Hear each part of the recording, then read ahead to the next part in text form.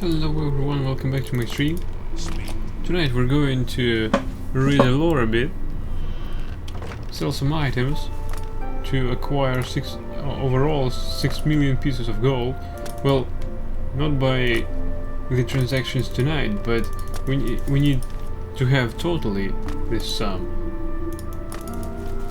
It's not hard to reach. As far as I can recall, we've got a lot of stuff in coral, especially my stash. Alright. That also happens someday.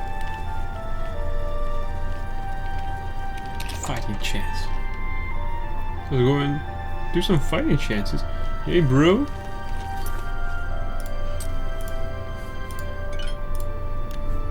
Nice of you to join us. I was going to trade before. I offer the finest goods and lowest prices in all Cyrodiil. But when you joined up, I think we might as well start reading just after we complete these transactions. You've made. So all in all, I think this is the final stream of this particular game. I've enjoyed it the best I could.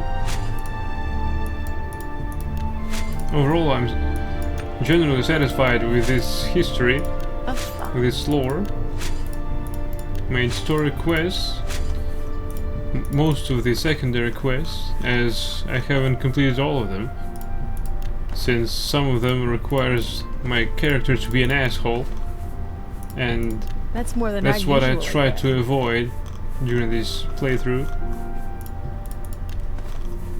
Maybe someday I'll play this game as a badass person, but not today.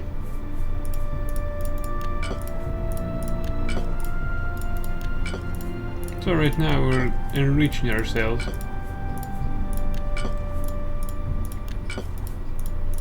Also, we can finally sell all the health potions we've accumulated throughout the game, as we don't need that many. That's a good... Oops. That's a fair deal.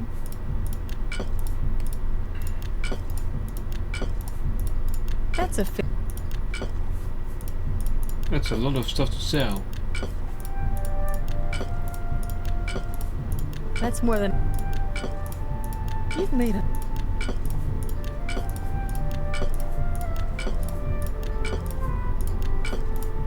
An excellent...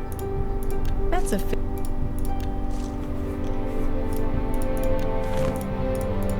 That's a good... You've made a... You drive...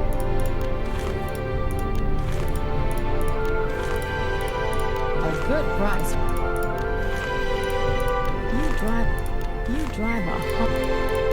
Although that much of lore almost terrifies me to read. That's a fair... At least I hope that's easier than I think it is. You've made a good bit... You've made a good bit of gold. Fucking gold? Tell your friends about me. Oh, I will, thanks, Razan. Right, now to do some reading.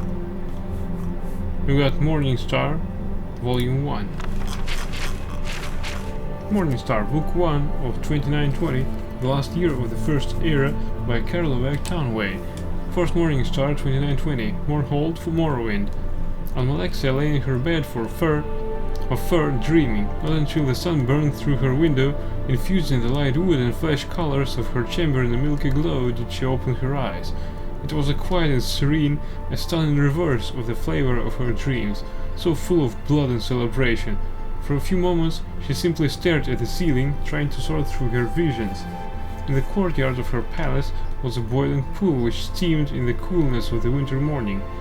At the wave of her hand, it cleared and she saw the face and form of her lover, Vivek, in his study to the north.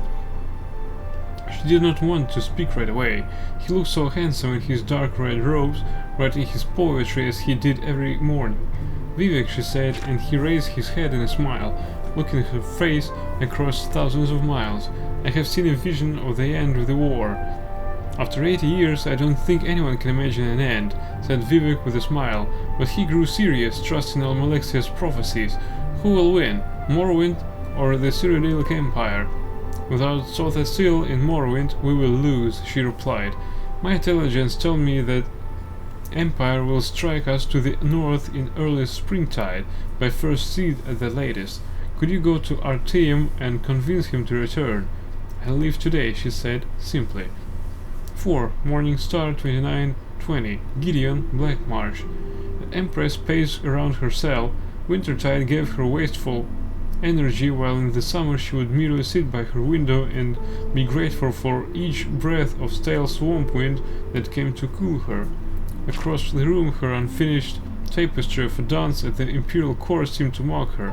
She ripped it from its frame, tearing the pieces apart as they drifted to the floor. Then she laughed at her own useless gesture of defiance. She would have plenty of time to repair it and craft 100 more.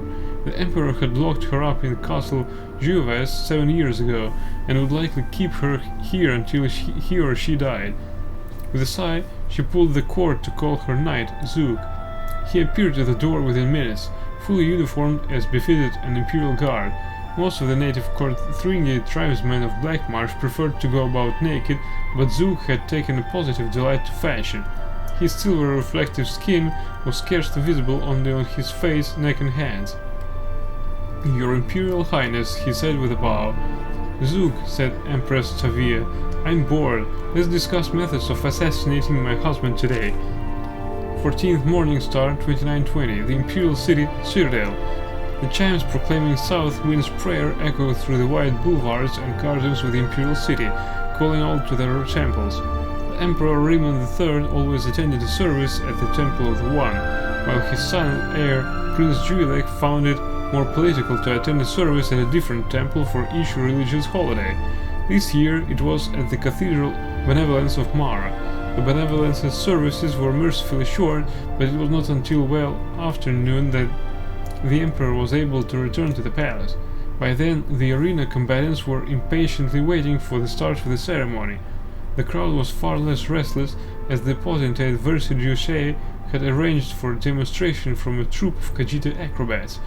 Your religion is so much more convenient than mine, said the Emperor to his potentate by way of an apology. What is the first game?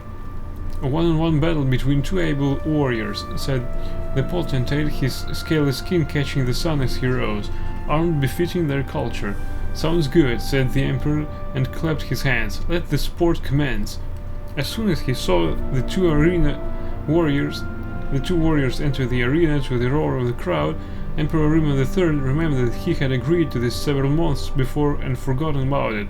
One combatant was the potentate's son, Severian Korak, a glistening ivory-yellow eel, gripping his katana, and wakizashi with his thin, deceptively weak-looking arms. The other was the Emperor's son, Prince Juilek, in ebony armor with a savage orcish helm, shield and longsword at his side. This will be fascinating to watch, hissed the potentate, a wide grin across his narrow face. I don't know if I've ever seen a Cyrodiil fight in Akavir like this. Usually it's army against army, and at last we can settle which philosophy is better, to create armor to combat swords as your people do, or to create swords to combat armor as mine do. No one in the crowd, aside from a few scattered Akaviri councillors and the potentate himself, wanted Severian Korak to win, but there was a collective intake of breath at the sight of his graceful movements. His sword seemed to be a part of him, a tail coming from his arms to match the one behind him. It was a trick of counterbalance, allowing the young serpent man to roll up into a circle and spin into the center of the ring in a defensive position. The prince had to plod forward the less impressive traditional way. As they sprang at each other, the crowd bellowed with delight. The Akaviri was like a moon in orbit around the prince, effortlessly springing over his shoulder to attempt a blow from behind. But the prince whirled around quickly to block with his shield. His counter-strike met only air as his foe fell flat to the ground and slid between his legs, tripping him. The prince fell to the ground with a resounding crash. Metal and air melted together as Severian Korak rained strike after strike upon the prince, who blocked every one with his shield. "We don't have shields in our culture," murmured Versailles to the Emperor. "It seems strange to my boy, I imagine. In our country, if you don't want to get hit, you move out of the way." When Severin Korak was rearing back to begin another series of blinding attacks, the prince kicked at his tail, sending him falling back momentarily. In an instant he had rebounded, but the prince was also back on his feet. The two circled one another until the snake man spun forward, katana extended. The prince saw his foe's plan and blocked the katana with his longsword and the wakizashi with his shield. Its short punching blade impaled itself in the metal, and Severin Korak was thrown off balance. The prince's long blade slashed across the Akavir's chest, and the sudden intense pain caused him to drop both his weapons. In a moment, it was over. Severin Korak was prostrate in the dust with the prince's longsword at his throat. "The game is over," shouted the Emperor, barely heard of the applause from the stadium. The prince grinned and helped Severin Korak up and over to a healer. The Emperor clapped his potentate on the back, feeling relieved. He had not realized when the fight had begun how little chance he had given his son at victory. "He will make a fine warrior," said Versailles, "and a great emperor." "Just remember," laughed the Emperor, "you Akaviri have a lot of showy moves, but if just one of our strikes come through, it's all over for you." "Oh, I'll remember that," nodded the potentate. Riemann thought about that comment for the rest of the games and had trouble fully enjoying himself. Could the potentate be another enemy, just as the Empress had turned out to be? The matter would bear watching. 21st Morning Star, 2920, Mournhold, Morrowind. "Why don't you wear that green gown I gave you?" asked the Duke of Mournhold, watching the young maiden put on her clothes. "It doesn't fit," smiled Turala, "and you know I like red." "It doesn't fit because you're getting fat," laughed the Duke, pulling her down on the bed, kissing her breasts and the pouch of her stomach. She laughed at the tickles, but pulled herself up, wrapping her red robe around her. "I'm round like a woman should be," said Turala. "Will I see you tomorrow?" "No," said the Duke, "I must entertain Vivek tomorrow, and the next day the Duke of Ebonheart is coming. Do you know, I never really appreciated Almalexia and her political skills until she left." "It is the same with me," smiled Turala. "You will only appreciate me when I'm gone." "That's not true at all," snorted the Duke. "I appreciate you now." Turala allowed the Duke one last kiss before she was out the door. She kept thinking about what he said. Would he appreciate her more or less when he knew that she was getting fat because she was carrying his child? Would he appreciate her enough to marry her? The year continues in Sun's Dawn.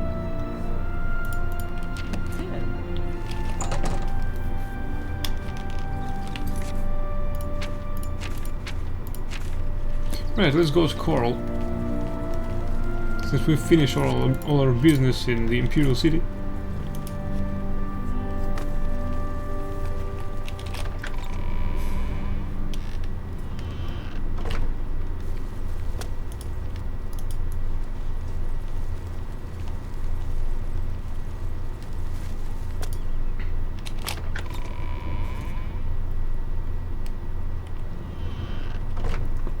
What the hell have I done? Break in at the Imperial Palace, a Black Horse Courier exclusive. Take a copy. Oh, something new. I haven't yet read it. Alright, we'll read it when we get to Coral.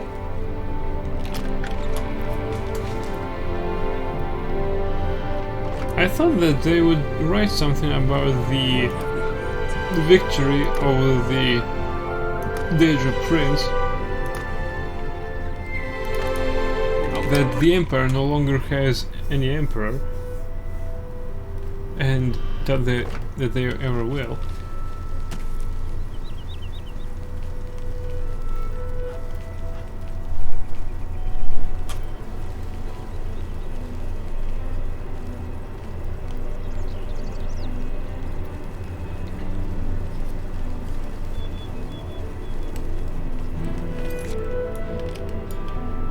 We need also to correct our course due north, so this should be northwest. I think this road.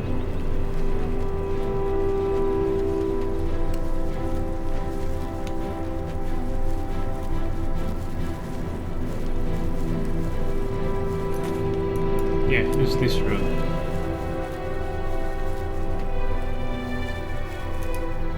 It's a strange feeling that, all in all, this game has no longer has its main story. So where we're going is just our last location, probably.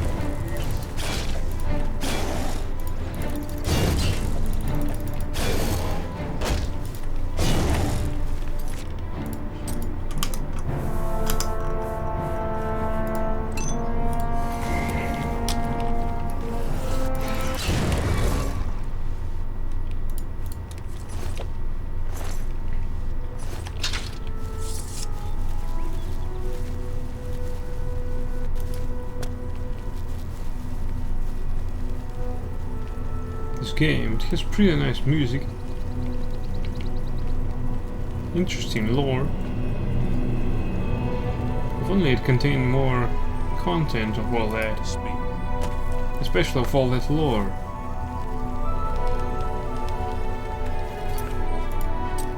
Because most of these actions are occurred outside this game's world, I mean outside the boundaries of this map. I know that it's a real gift for the fans.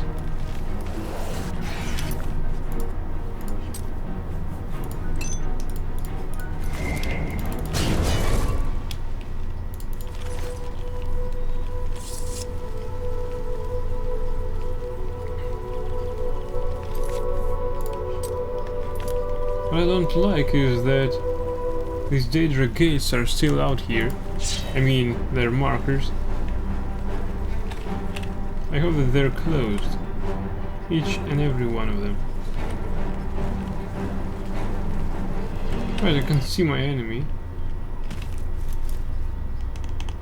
I saw only someone there. Probably this was... What kind of enemy was that? Yeah, it was a Spriggan.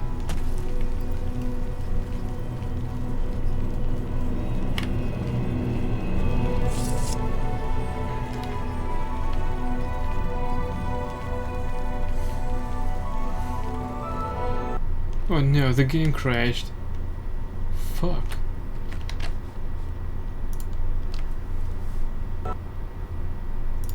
I'm only 20 minutes inside it and it already crashed.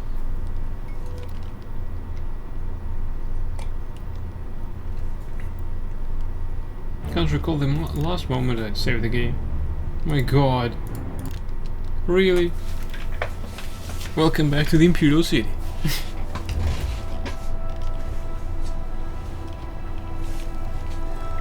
No shit. Where's the Black Horse Courier?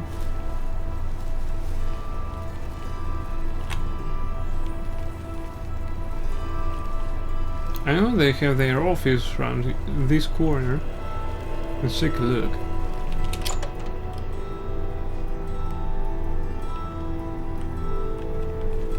Warm day to you, friend. The Black Horse Courier. Brothers Urjabi and Rajaran, and I, Hasiri, we bring the news of the Empire to the people of the Empire. Fast, fast! Here, have a copy. It's free, always free. We're funded by the Elder Council, so I don't mind, really. Night Mother rituals, I don't need that. All else is put aside to celebrate of our deliverance from evil. Thanks to Akatash and his servant, Martin. And how about me? I kept them all alive. Listen, I hope I can help. Yeah, give me another copy. All else is put aside to celebrate of our deliverance from evil. Thanks to Akatash and his servant, Martin. Tell me more. Right, do we have some active quests? Imperial Dragon Armor. Chancellor Okato has ordered a suit of Imperial Dragon Armor forged for me in gratitude for the services I rendered to the Empire during the Oblivion Crisis. It will be waiting for me at the armory in the Imperial Legion compound in 2 weeks. Farewell. 2 weeks! We have plenty of time in this game. Well, now we have some kind of objective.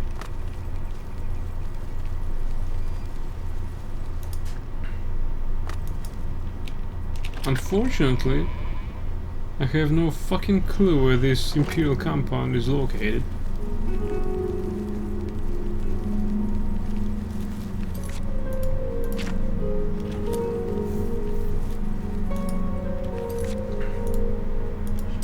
Where are these Night Mother rituals?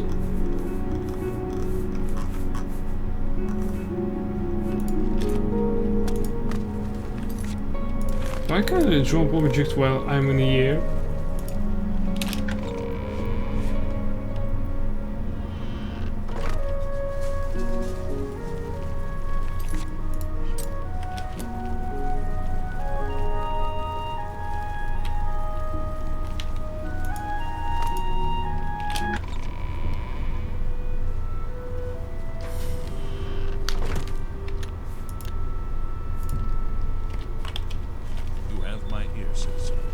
Something to report? Certainly. Citizens report. Yeah, finally, here. Acknowledge that I am a champion.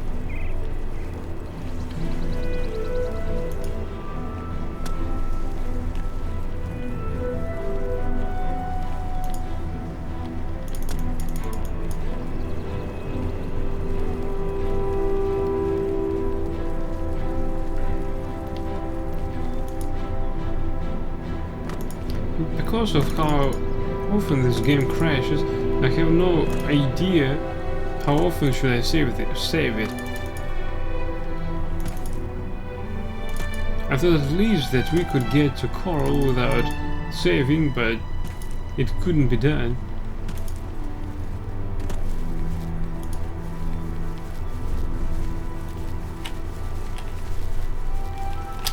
Let's save it then.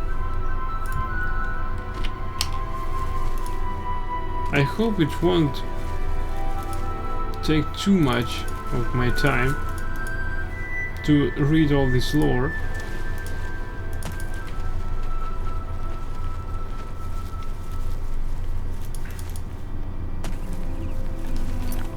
Let's see how much books do we have. Mr. of Talara, damn it. 1, 2, 3, 4. Wait, 1, 2. 4, 5, 6.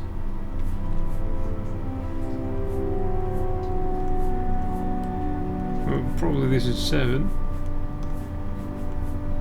8, 9, 10. 11, 12.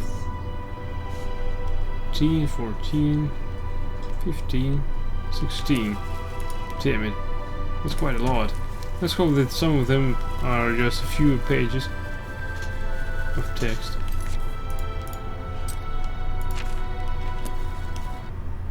It's crashed again.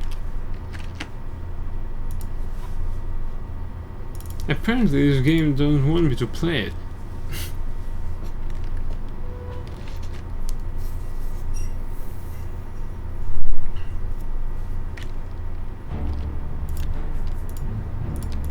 Alright, let's read the second book and waste no time.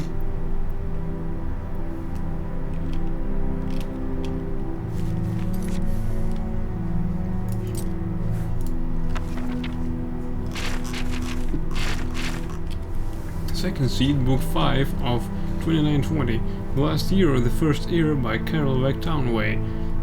10th Second Seed, 2920, The Imperial City, Citadel. Your Imperial Majesty, said the potentate, vested with shade, opening the door to his chamber with a smile. I have not seen you lately. I thought perhaps you were indisposed with the lovely Regia. She's taken the baths at Mir Korop, the Emperor Raymond III said miserably. Please come in. I've reached the stage where I can only trust 3 people. You, my son the Prince, and Regia, said the Emperor petulantly. My entire council is nothing but a pack of spies. What seems to be the matter, Your Imperial Majesty? Asked the potentate, Versidi Shea, sympathetically, drawing close to the thick curtain in his chamber. Instantly, all sound outside the room was extinguished, echoing footsteps in the marble halls and birds in the springtide gardens. I discovered that the notorious poisoner and Orma tribeswoman from the Black Marsh called Kachika was the army at Caer Suvio while we were encamped there when my son was poisoned, before the battle at Bodrum. I'm sure she would have preferred to kill me, but the opportunity didn't present itself, the Emperor fumed. The Council suggests that we need evidence of her involvement before we prosecute. Of course they would, said the Potentate thoughtfully, particularly if one or more of them was in on the plot. I have a thought, Your Imperial Majesty. Yes, said Riemann impatiently. Out with it.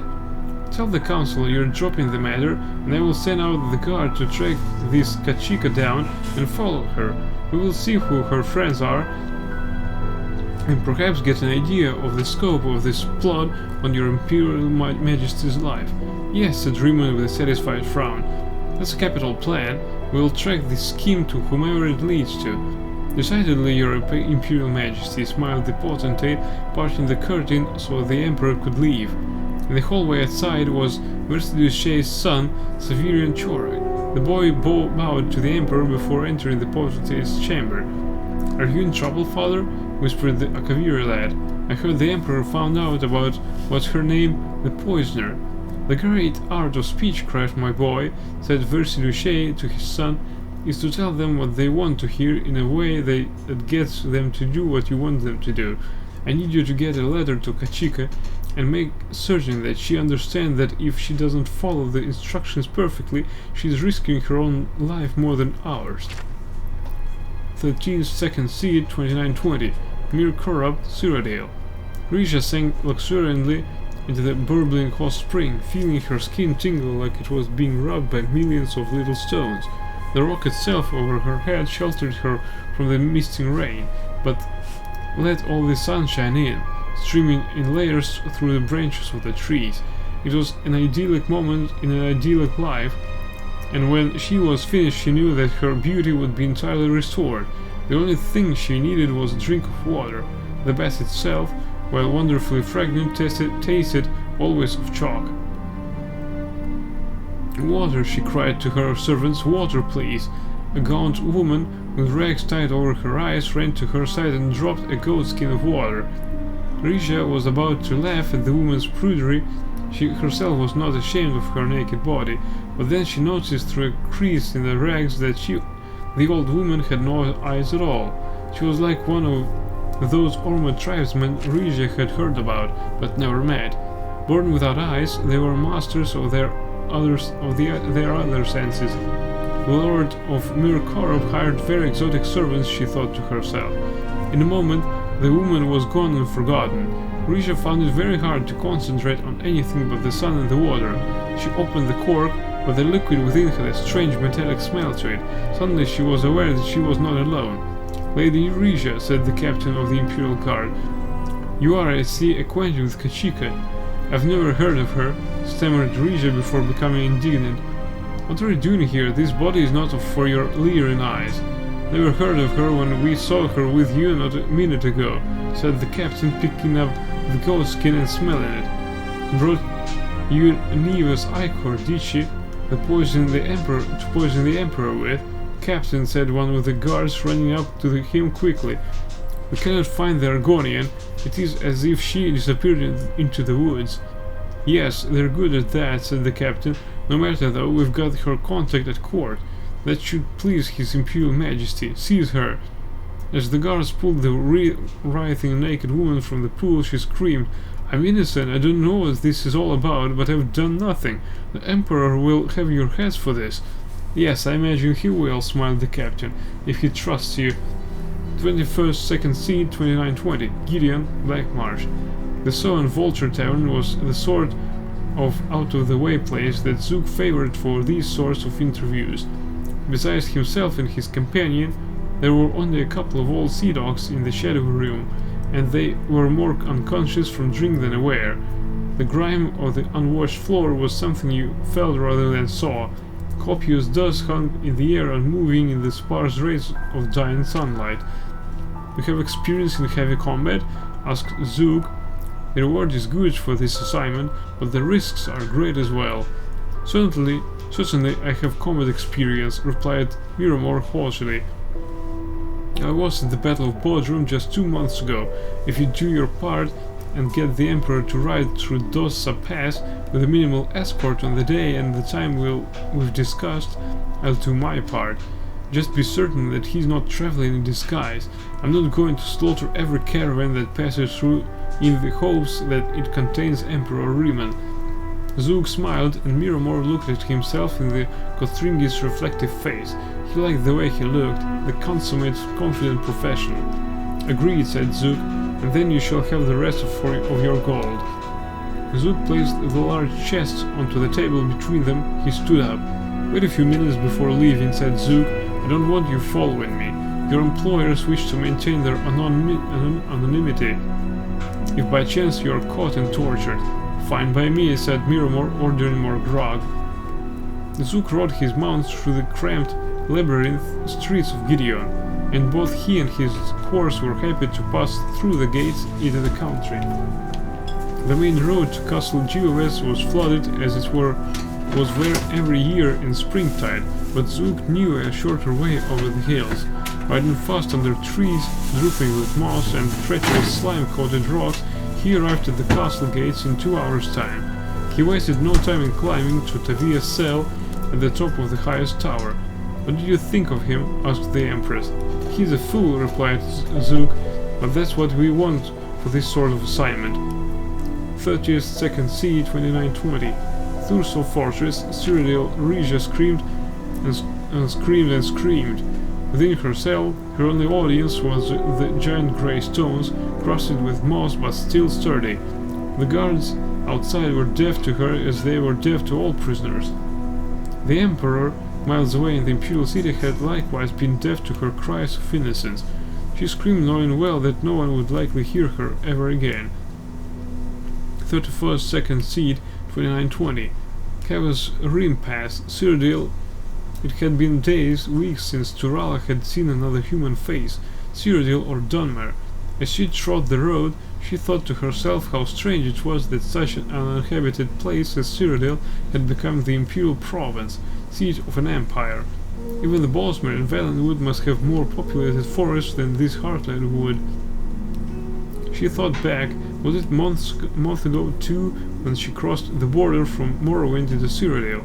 It had been much colder then, but other than that she had no sense of time.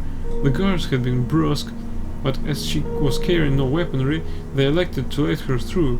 Since then she had seen a few caravans, even shared a meal with some adventurers camping for the night, but met no one who would give her a ride to a town. Turala stripped off her shawl and dragged it behind her.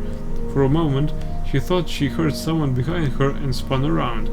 No one was there, just a bird perched on a branch making a sound like laughter. She walked on and then stopped.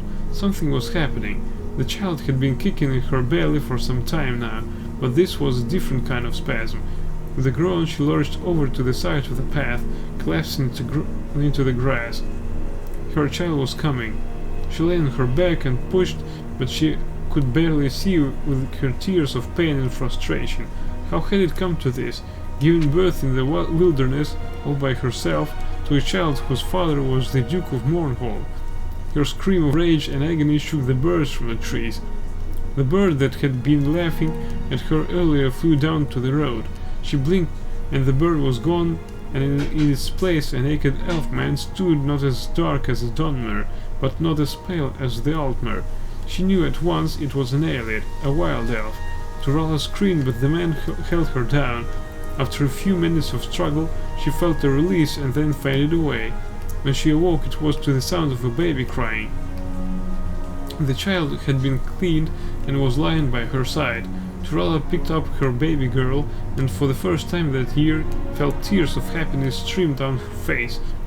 She whispered to the trees, "Thank you," and began walking with Babe in her arms down the road to the west. The year is continued in mid-year.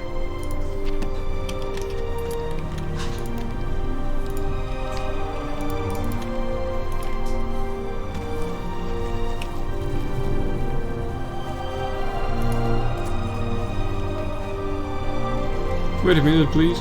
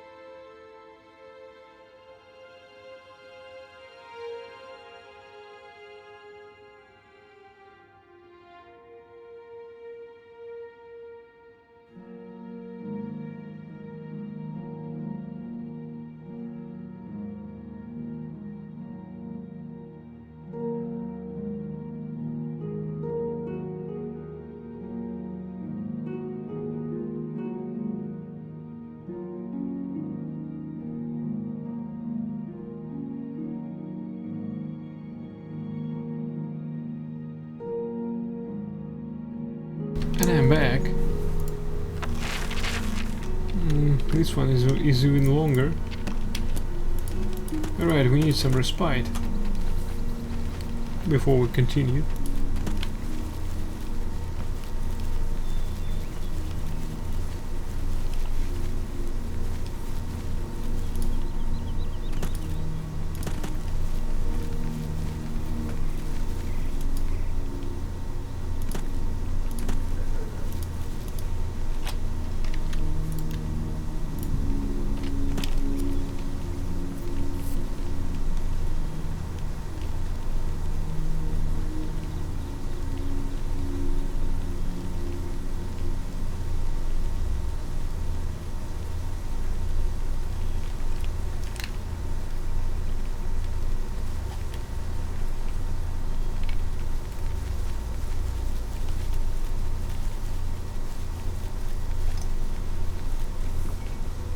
Now I'm ready.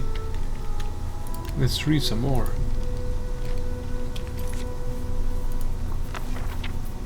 A Dance in Fire, Chapter 4 by Woyin Jarth.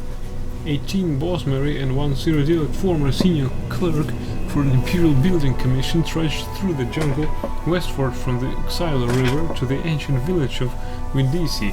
For Decimus Scotti, the jungle was hostile, unfamiliar ground.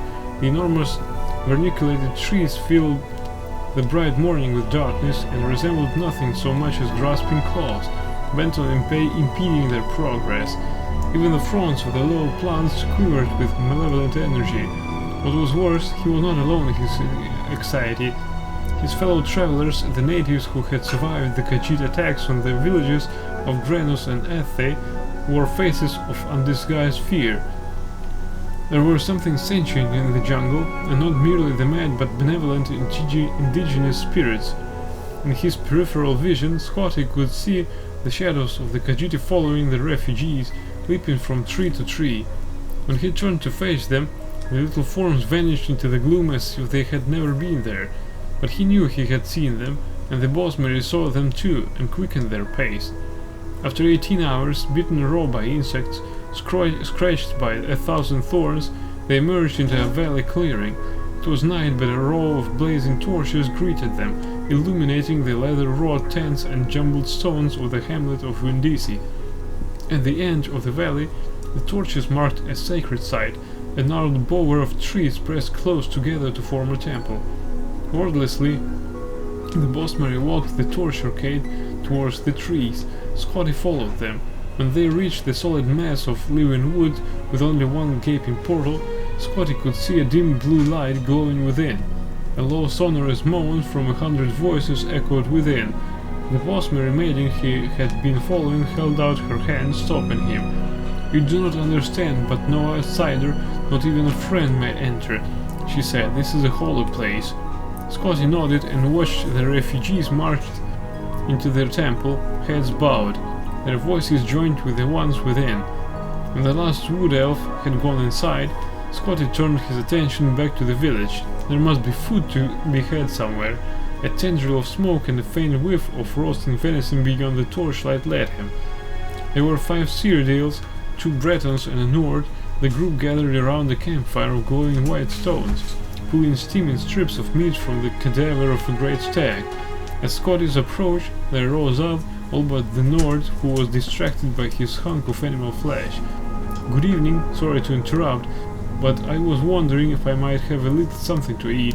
I'm afraid I'm rather hungry, after walking all day with some refugees from Granos and Athe." They bade him to sit down and eat, and introduce themselves. "So the war's back on, it seems," said Scotty amiably. "Best things for these effed do-nothings," replied the Nord in between bites. "I've never seen such a lazy culture. Now they've got the Khajiit striking them on land and the High Elves at sea. If there's any province that deserves a little distress, it's damn Wellenwood." "I don't see how they're so offensive to you," laughed one of the Bretons. "They're congenital thieves, even worse than the Khajiit because they are so blessed meek in their aggression." The Nord spat out a gob of fat which sizzled on the hot stones of the fire. "They spread their forest into territory that doesn't belong to them, slowly infiltrating their neighbors, and they're puzzled when elsewhere shows back at them. They're all villains of the worst order." "What are you doing here?" asked Scotty. "I'm a diplomat from the court of Gehenna," muttered the Nord, returning to his food. "What about you? What are you doing here?" asked one of the Cyrodiils. "I work for Lord Atreus' building commission in the Imperial city," said Scotty. "One of my former colleagues suggested that I come down to Wellenwood. He said the war was over and I could contract a great deal of business for my firm rebuilding what was lost. One disaster after another, and I've lost all my money. I'm in the middle of rekindling of war, and I cannot find my former colleague." "Your former colleague," murmured another of the Cyrodiils, who had introduced himself as Riglius. "He wasn't by any chance named Liodes Jurus, was he?" "You know him?"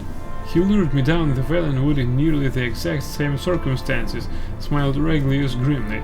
"I worked for your employer's competitor, Lord Vanex's man, where Liodes Jurus also formerly worked. He wrote to me asking that I represent an Imperial building commission and contract some post-war construction. I had just been released from my employment, and I thought that if I brought some new business, I could have my job back. Jurus and I met in Athe, and he said he was going to arrange a very lucrative meeting with the Silvernar." Scotty was stunned. "Where is he now?" "I'm no theologian, so I couldn't say," Regulus shrugged. "He's dead. When Khajiit attacked Athe, they began by torching the harbor where Jurus was raiding his boat. Or I should say my boat, since it was purchased with the gold I brought. By the time we were even aware of what was happening enough to flee, everything by the water was ash. The Khajiit may be animals, but they know how to arrange an attack. I think they followed us through the jungle to Windisi," said Scotty nervously. "There was definitely a group of something jumping along the treetops." "Probably one of the monkey folk," snorted the Nord.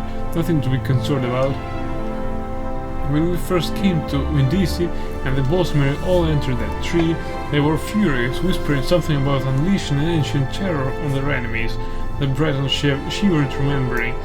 "They've been there ever since, for over a day and a half now. If you want something to be afraid of, that's the direction to look."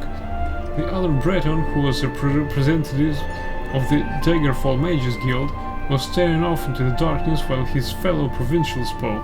"Maybe, but there's something in the jungle too, right on the edge of the village, looking in."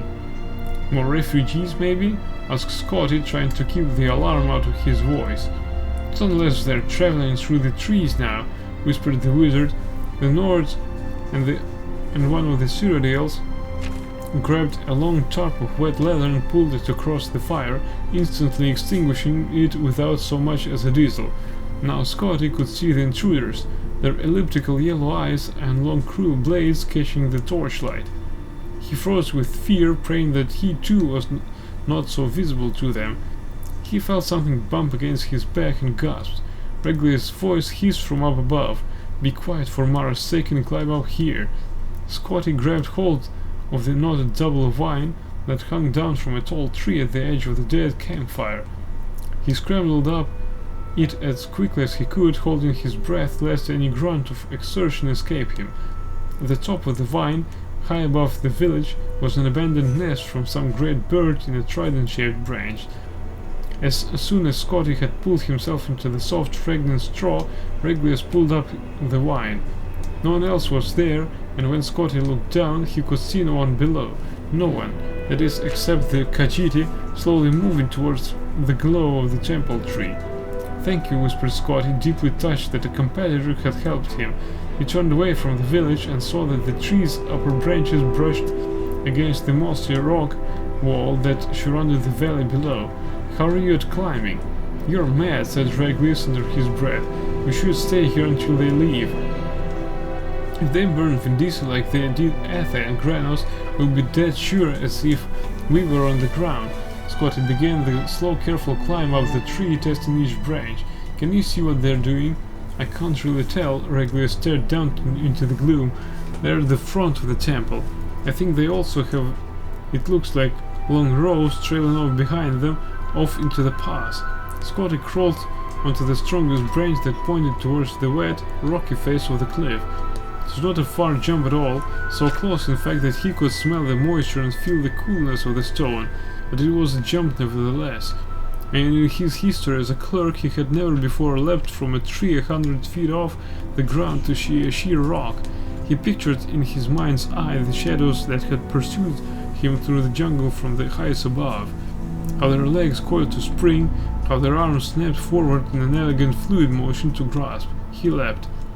His hands grappled for rock, but long thick cords of moss were more accessible. He held hard, but when he tried to plant his feet forward, they slipped up skyward. For a few seconds he found himself upside down before he managed to pull himself into a more conventional position. There was a narrow outcropping jutting out of the cliff where he could stand and finally exhale. "Regulus! Regulus! Regulus!" Scott did not dare to call out. In a minute there was a shaking of branches and Lord Van Eyck's man emerged. First his satchel and then his head, then the rest of him. Scotty started to whisper something, but Regulus shook his head violently and pointed downward. One of the Khajiit was at the base of the tree, peering at the remains of the campfire. Regulus awkwardly tried to balance himself on the branch, but as strong as it was exceedingly difficult with only one free hand. Scotty cupped his palms and then pointed at the satchel. It seemed to pain Regulus to let it out of his grasp, but he relented and tossed it to Scotty. There was a small, almost invisible hole in the bag, and when Scotty caught it, a single gold coin dropped out. It rang as it bounced against the rock wall in the descent, a high, soft sound that seemed like the loudest alarm Scotty had ever heard. Many things happened very quickly. The Cathay right at the base of the tree looked up and gave a loud wail. The other Khajiit followed in chorus as the cat below crouched down and then sprang up into the lower branches. Regulus saw it below him, climbing up with impossible dexterity, and panicked. Even before he jumped, Scotty could tell that he was going to fall. With a cry, Regulus the clerk plunged to the ground, breaking his neck on impact. A flash of white fire erupted from every crevice of the temple, and the moan of the Bosmer prayer changed into something terrible and otherworldly. The climbing Cathay stopped and stared. "Cargo," it gasped, "the wild hunt." It was as if a crack in reality had opened wide. A flood of horrific beasts, tentacled toads, insects of armor and spine, gelatinous serpents, vaporous beings with the face of gods, all poured forth from the great hollow tree, blind with fury. They tore the Khajiit in front of the temple to pieces. All the other cats fled to the jungle, but as they did so, they began pulling on the ropes they carried. In a few seconds' time, the entire village of Vin Diesel was boiling with the lunatic apparitions of the wild hunt, of the babbling, barking, howling horde. Scotty heard the Cyrodiils in hiding cry out as they were devoured. The Nord too was found and eaten, and both Bretons. The wizard had turned himself invisible, but the swarm did not rely on their sight. The tree the Cathay rocked was in began to sway and rock from the impossible violence beneath it. Scotty looked at the Khajiit fear-struck eyes and held out one of the cords of moss. The cat's face showed its pitiful gratitude as it leapt for the wine. It didn't have time to entirely replace that expression when Scotty pulled back the cord and watched it fall. The hunt consumed it to the bone before it struck the ground. Scotty's own jump up to the next outcropping of rock was immeasurably more successful. From there he pulled himself to the top of the cliff and was able to look down into the chaos that had been the village of Vendisi. The Hunt's mass had grown and began to spill out through the pass of the valley, pursuing the fleeing Khajiit. It was then that the madness truly began. In the moon's light from Scotty's vantage, he could see where the Khajiit had attached their ropes. With a thunderous boom, an avalanche of boulders poured over the pass. When the dust cleared, he saw that the valley had been sealed. The wild hunt had nowhere to turn but on itself. Scotty turned his head, unable to bear to look at the cannibalistic orgy. The night jungle stood before him, a web of wood. He slung directly a satchel over his shoulder and entered.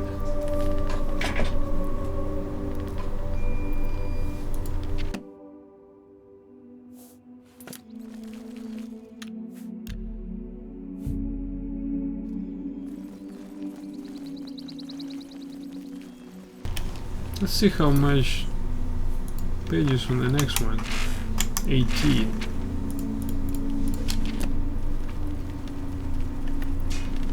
Damage with that tempo would probably won't finish before when you will need to finish the stream.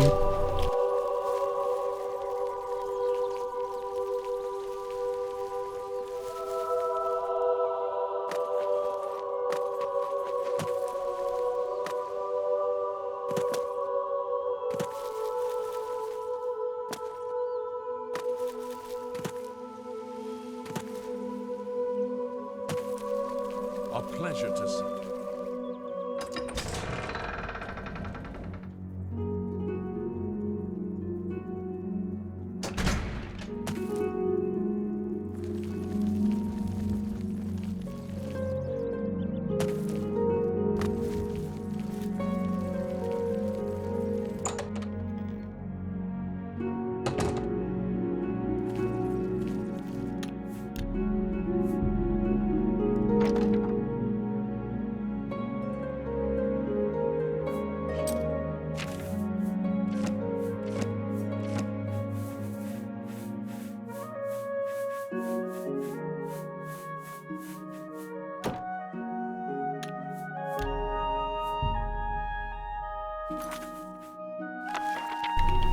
Feyfolk, Book 1 by Wayne Jarth. The Great Sage was a tall, untidy man, bearded but bald. His library resembled him. All the books had been moved over the years to the bottom shelves where they gathered in dusty conglomerations.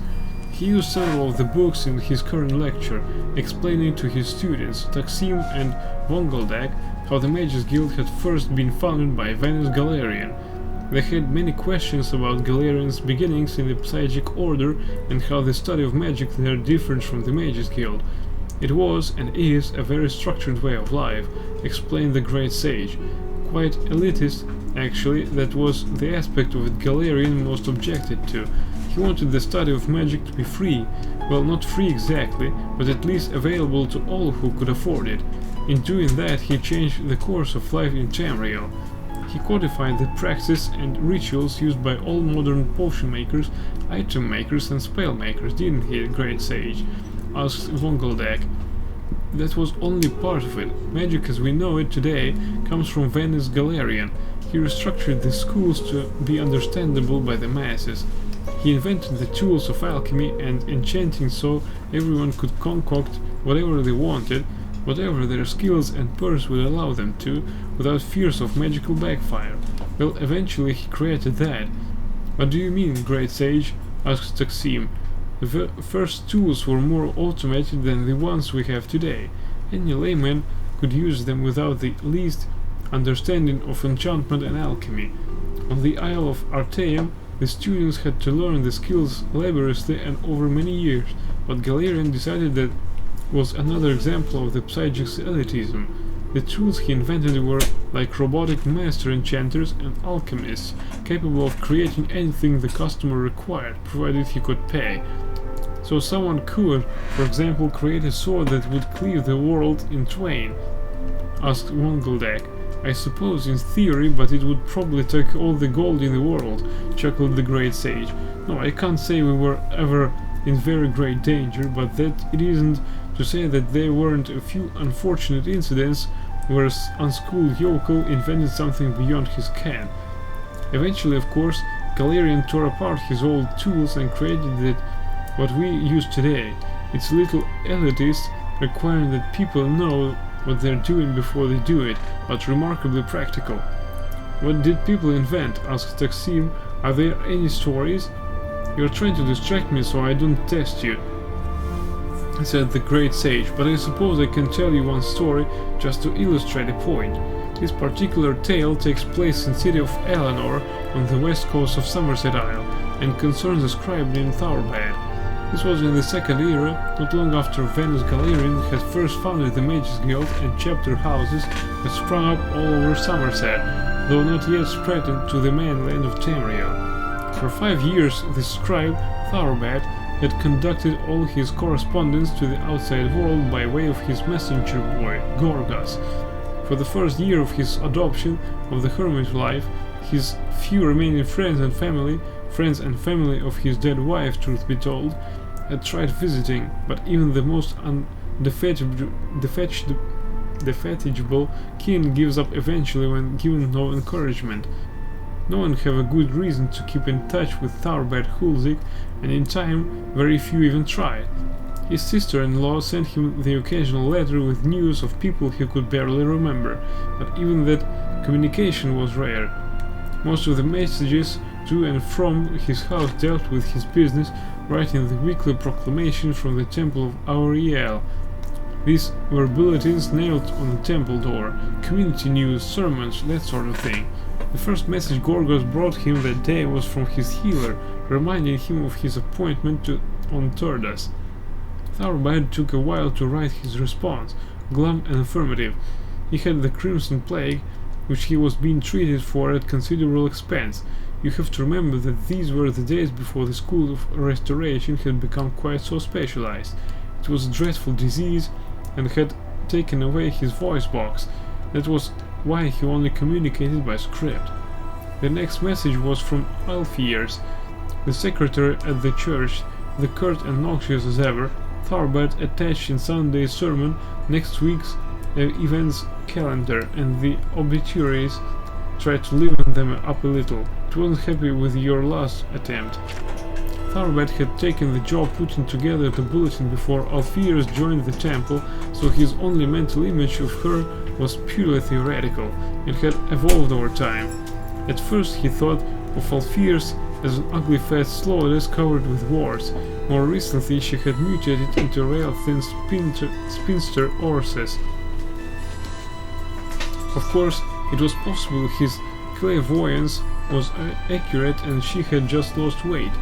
Whatever Alfiers looked like, her attitude towards Thourbad was clear, unwavering disdain. She hated his sense of humor, always found the most minor of misspellings, and considered his structure and calligraphy the worst kind of amateur work. Luckily, working for a temple was the next most secure job to working for the good king of Eleanor. It didn't bring in very much money, but his expenses were minimal. The truth was, he didn't need to do it anymore. He had quite a fortune stashed away, but he didn't have anything else to occupy his days.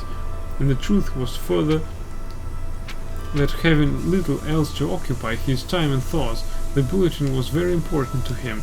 Gorgas, having delivered all the messages, began to clean, and as he did so, he told Thourbad of the news in town. The boy always did so, and Thourbad seldom paid him any attention, but this time he had an interesting report. The Mages Guild came to Eleanor. As Thourbad listened intently, Gorgos told him all about the guild, the remarkable Archmagister, and the incredible tools of alchemy and enchanting. Finally, when the lad had finished, Thourbad scribbled a quick note and handed it in a quill to Gorgos. The note read, "Have them enchant this quill." It will be expensive, said Gorgas.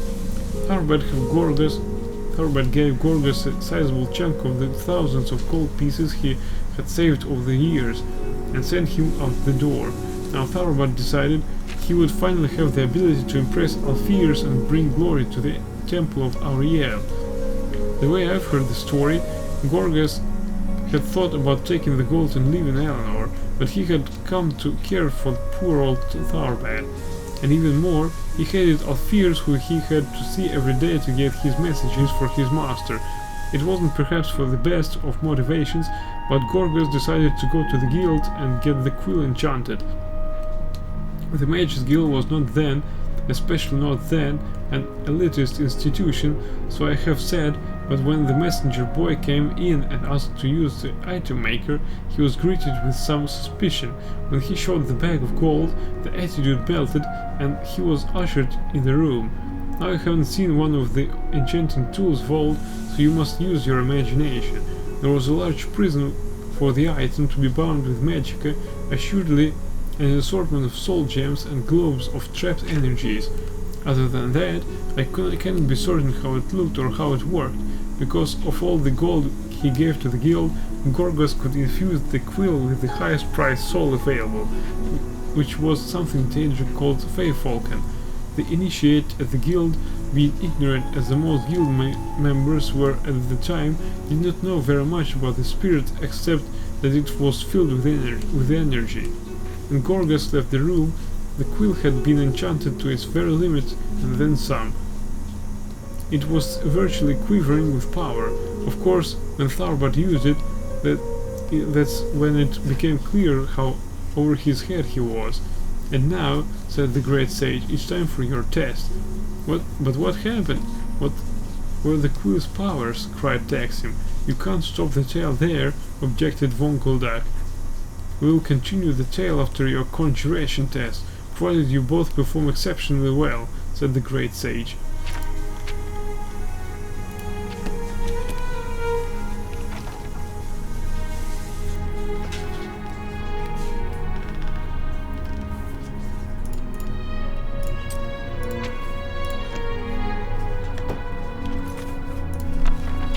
Fey Falcon, Book 2 by Wayne Jarth.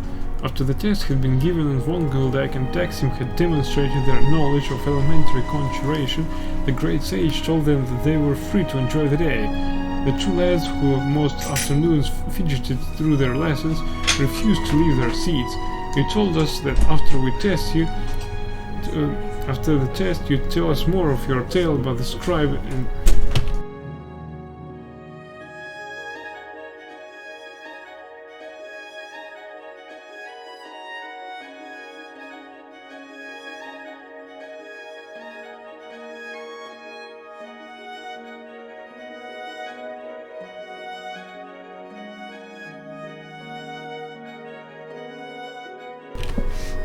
Let's continue.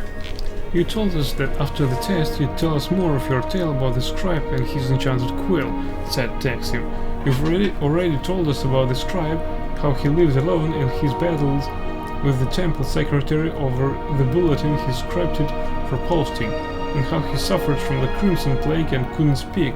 When you left off, his messenger boy had just had his master's quill enchanted with the spirit of a Daedra named Fey Falcon, added Von Goldak to add the great sage's memory. As it happens, said the great sage, I was thinking about an app. However, the story does touch on some issues of the natures of spirits and thus is related to conjuration, so I'll continue. Tharbad began using the quill to write the temple bulletin, and there was something about the slightly lopsided, almost three-dimensional quality of the letters that Tharbad liked a lot. Into the night, Tharbad put together the temple of Auriel's bulletin. For the moment he watched over the page with a Fey Falcon quill, it became a work of art, an illuminated manuscript crafted of gold, but with good, simple and strong vernacular. The sermon excerpts read like poetry, despite being based on the archpriest's workmanlike exhortation of the most banal of the Alessian doctrines. The obituaries of two of the temple's chief benefactors were stark and powerful. Pitifully mundane deaths transitioned into world-class tragedies. Tharbad worked the magical palette until he nearly fainted from exhaustion. At 6 o'clock in the morning, a day before deadline, he handed the bulletin to Gorgos for him to carry to Alpheus, the temple secretary. As expected, Alpheus never wrote back to compliment him or even comment on how early he had sent the bulletin. It didn't matter. Tharbad knew it was the best bulletin the temple had ever posted. At 1 o'clock on Sundas, Gorgos brought him many messages. The bulletin today was so beautiful. When I read it in the vestibule, I'm ashamed to tell you I wept copiously, wrote the archpriest. I don't think I've seen anything that captures Auriel's glory so beautifully before. The cathedrals of Firsthold pale in comparison. My friend, I prostrated myself before the greatest artist since Galileo. The archpriest was, like most men of the cloth, given to hyperbole. Still, Tharbad was happy with the compliment. More messages followed. All of the temple elders and 33 of the parishioners, young and old, had all taken the time to find out who wrote the bulletin and how to get a message to congratulate him. And there was only one person they could go through for that information, Alpheus. Imaging the dragon lady besieged by his admirers filled Tharbad with positive glee. He was still in a good mood the next day when he took the ferry to his appointment with his healer, Telemichael. The herbalist was new, a pretty red-garbed woman who tried to talk to him even after he gave her the nose reading, "My name is Tharbad Hulzik, and I have an appointment with Telemichael for 11 o'clock. Please forgive me for not talking, but I have no voice box anymore." "Has it started raining yet?" she asked cheerfully. The diviner said it might. Tharbad frowned and shook his head angrily. Why was it that everyone thought that mute people liked to be talked to? Did soldiers who lost their arms like to be thrown balls? It was undoubtedly not a purposefully cruel behavior. But Tharbad still suspected that some people just liked to prove that they weren't cruel too. The examination itself was routine horror. Telemichael performed the regular invasive torture of the while chatting and chatting and chatting. You ought to try talking once in a while. That's the only way to see if you're getting better. If you don't feel comfortable do it in public, you could try practicing it by yourself, said Telemichael, knowing that his patient would ignore his advice. Try singing in a bath. You'll probably find you don't sound as bad as you think. Tharbad left the examination with the promise of test results in a couple of weeks. On the ferry ride back home, Tharbad began thinking of next week's temple bulletin. What about a double border around the last Sunday's offerings plate announcement? Putting the sermon in 2 columns instead of 1 might have interesting effects. It was almost unbearable to think that he couldn't get started on it until Alpheus sent him information.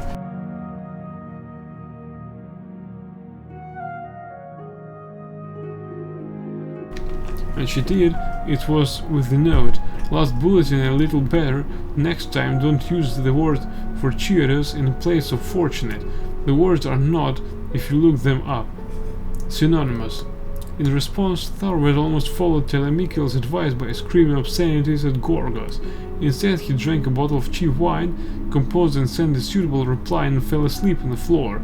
The next morning, after a long bath, Tharbad began work on the bulletin. His idea for putting a light shading effect on the special announcements section had an amazing textural effect. Alpheus always hated the extra decorations he added to the borders, but using the Feyfalken quill, they looked strangely powerful and majestic. Gorgos came to him with a message from Alpheus at that very moment, as if in response to the thought. Tharbad opened it up. It simply said, "I'm sorry." Tharbad kept working. Alpheus' note he put from his mind, sure that she would soon follow it up with the complete message: "I'm sorry that no one ever taught you to keep right hand and left hand margins the same length," or "I'm sorry we can't get someone other than a weird old man as the scribe of our bulletin." It didn't matter what she was sorry about. The column from the sermon notes rose like massive pillars of roses, crowned with unshamedly ornate headers. The obituaries and birth announcements were framed together with a spherical border as a heartbreaking declaration of the circle of life. The bulletin was simultaneously both warm and avant-garde. It was a masterpiece. When he sent it off to Alpheus late that afternoon, he knew she'd hate it, and was glad. Tharbad was surprised to get a message from the Temple of Laurelus. Before he read the content, he could tell from the style that it wasn't from Alpheus. The handwriting wasn't Alpheus' usual belligerent, slashing style, and it wasn't all in Alpheus' usual capital letters, which read like a scream from oblivion. Tharbad, I thought you should know Alpheus isn't at the temple anymore. She quit her position yesterday, very suddenly. My name is Vanderthale, and I was lucky enough, let me admit it now, I begged pitifully, to be your new temple contact. I'm overwhelmed by your genius. I was having a crisis of faith until I read last week's bulletin. This week's bulletin is a miracle. Enough, I just wanted to say I'm honored to be working with you, Vanderthale. The response on Sundays after the service even astonished Tharbad. The archpriest attributed the massive increase in attendance and collection plate offerings entitled to the bulletin. Tharbad's salary was quadrupled. Gorgas brought over 120 messages from his door in public. The following week, Tharbad sat in front of his writing plank, a glass of fine Tor Valley mead at his side, staring at the blank scroll. He had no ideas. The bulletin, his child, his second wife, bored him. The third-rate sermons of the archbishop were absolute anathema, and the death and birth of the temple patron struck him as entirely pointless. Blah blah, he thought as he scribbled on the page. He knew he wrote the letters blah blah. The words that appeared on the scrolls were a necklace of pearl on a white neck. He scrawled a jagged line across the page. It appeared in Ian through that damn beautifully Fayfolk and quill, glory to Auriel. Tharbad slammed the quill and poetry spilled forth in a stream of ink. He scratched over the page, blotting over everything, and the vanquished words sprung back in different form, even more exquisite than before. Every daub and splatter caused the document to whirl like a kaleidoscope before falling together in gorgeous symmetry. There was nothing he could do to ruin the bulletin. Fayfolken had taken over. He was a reader, not an author. Now, asked the great sage, what was Fayfolken from your knowledge of the school of conjuration? What happened next? Cried von Goldak. First tell me what Fayfolken was, and then I'll continue the story. You said it was Daedra, said Taksim, and it seems to have something to do with artistic expression. Was Fayfolken a servitor of Azura? But the scribe may have been imagining all this, said von Goldak. Perhaps Fayfolken is a servitor of Shulgorath, and he's gone mad.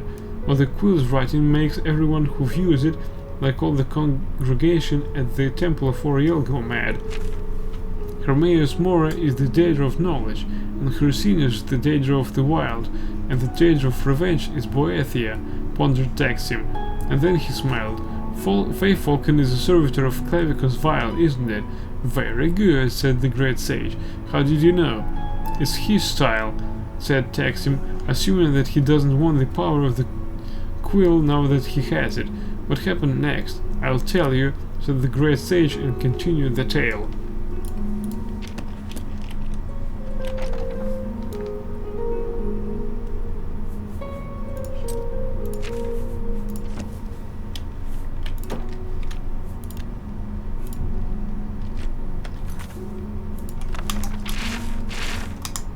Fayfolken, Book 3, by Wayne Jarth.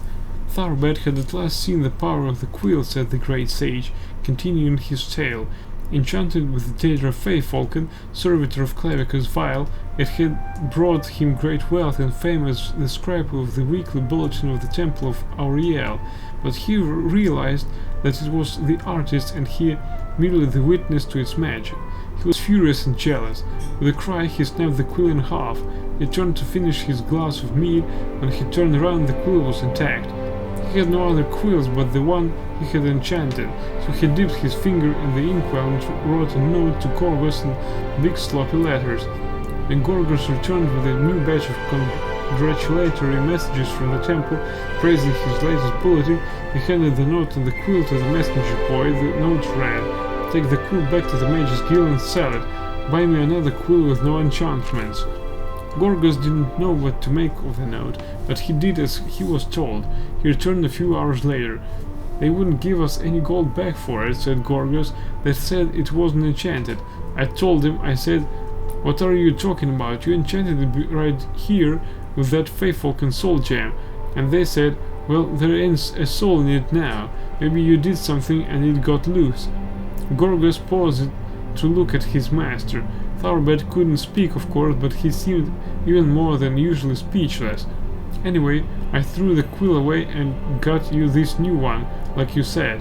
Tharbad studied the new quill. It was white-feathered, while his old quill had been dove-grey. It felt good in his hand. He sighed with relief and waved his messenger led away. He had a bulletin to write, and this time without any magic except for his own talent. Within 2 days' time, he was nearly back on schedule. It looked plain, but it was entirely his. Tharbad felt a strange reassurance when he ran his eyes over the page and noticed some slight errors. It had been a long time since the bulletin contained any errors. In fact, Tharbad reflected happily. There were probably other mistakes still in the document that he was not seeing. He was finishing the final whirl of plain calligraphy on the borders when Gorgas arrived with some messages from the temple. He looked through them all quickly until one caught his eye. The wax seal on the letter read Feyfalken. With complete bafflement, he broke it open. I think you should kill yourself. It read in perfectly gorgeous script. He dropped the letter to the floor, seeing sudden movement on the bulletin. Feyfalken script leapt from the letter and coursed over the scroll in a flood, translating his shabby document into a work of sublime beauty.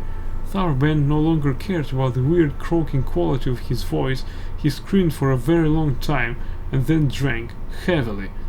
Gorgas brought Tharbad a message from Wonderthale, the secretary of the temple, early Friday's morning, but it took the scribe until mid-morning to work up the courage to look at it. Good morning, I'm just checking in on the bulletin. You usually have it on Thursday night. I'm curious, you planning something special? Wonderthale. Tharbad responded, Wonderthale, I'm sorry, I've been sick. There won't be a bulletin this Sunday, and handed the note to Gorgas before retiring to his bath. When he came back an hour later, Gorgas was just returning from the temple, smiling. Wonderthale and the archpriest went crazy. They said it was your best work ever. Tharbad looked at Gorgas, uncomprehending. Then he noticed that the bulletin was gone. Shaking, he dipped his finger in the inkwell and scrawled the words, "What did the note I sent with you say?" "You don't remember?" asked Gorgas, holding back a smile. He knew the master had been drinking a lot lately. "I don't remember the exact words, but it was something like, Wonderthale, here it is. Sorry it's late. I've been having severe mental problems lately. Tharbad. Since you said, here it is, I figured you wanted me to bring the bulletin along, so I did. And like I said, they loved it. I bet you get 3 times as much letters as Sun does." Tharbad nodded his head, smiled, and waved the messenger lad away. Gorgas returned back to the temple, while his master turned to his writing plank and pulled out a fresh sheet of parchment. He wrote with the quill, "What do you want, Feyfalken?" The words became, "Goodbye, I hate my life, I have cut my wrists." Tharbad tried another tack. "Have I gone insane?" The words became, "Goodbye, I have poison, I hate my life." "Well, why are you doing this to me? I, Tharbad Hulsey, cannot live with myself and my ingratitude. That's why I've put this noose around my neck." Tharbad picked up a fresh parchment, dipped his finger in the inkwell, and proceeded to rewrite the entire bulletin. While his original draft before Feyfalken had altered it had been simple and flawed, the new copy was a scroll. Long lowercase i's were undotted, g's looked like eyes, Y's. Sentences ran into margins and curled up and all over like serpents. Ink from the first page leaked onto the second page. When he yanked the pages from the notebook, a long tear nearly divided the third page in half. Something about the final result was evocative. Tharbad at least hoped so. He wrote another note reading simply, "Use this bulletin instead of the piece of trash I sent you." When Gorgos returned with new messages, Tharbad handed the envelope to him. The new letters were all the same, except for one from his healer, Telemachiel. "Tharbad, we need you to come in as soon as possible. We received the reports from Black Marsh about a strain of the Crimson Plague that sounds very much like your disease, and we need to re-examine you. Nothing is definite yet, but we're going to want to see what our options are." It took Tharbad the rest of the day and 15 drams of the stoutest meat to recover. The larger part of the next morning was spent recovering from this means of recovery. He started to write a message to Wonderthil. "What did you think of the new bulletin with the quill?" Faithfox's improved version was, "I'm going to ignite myself on fire because I'm dying on talent." Tharbad rewrote the note using his finger and ink message. When Gorgos appeared, he handed him the note. There was one message in Wonderthil's handwriting. It read, "Tharbad, not only are you divinely inspired, but you have a great sense of humor. Imagine us using those scribbles you sent instead of the real bulletin. You made the Archbishop laugh heartily. I cannot wait to see what you have next week. Yours fondly, Wonderthil." The funeral service a week later brought out far more friends and admirers than Tharbad Halsig would have been believed possible.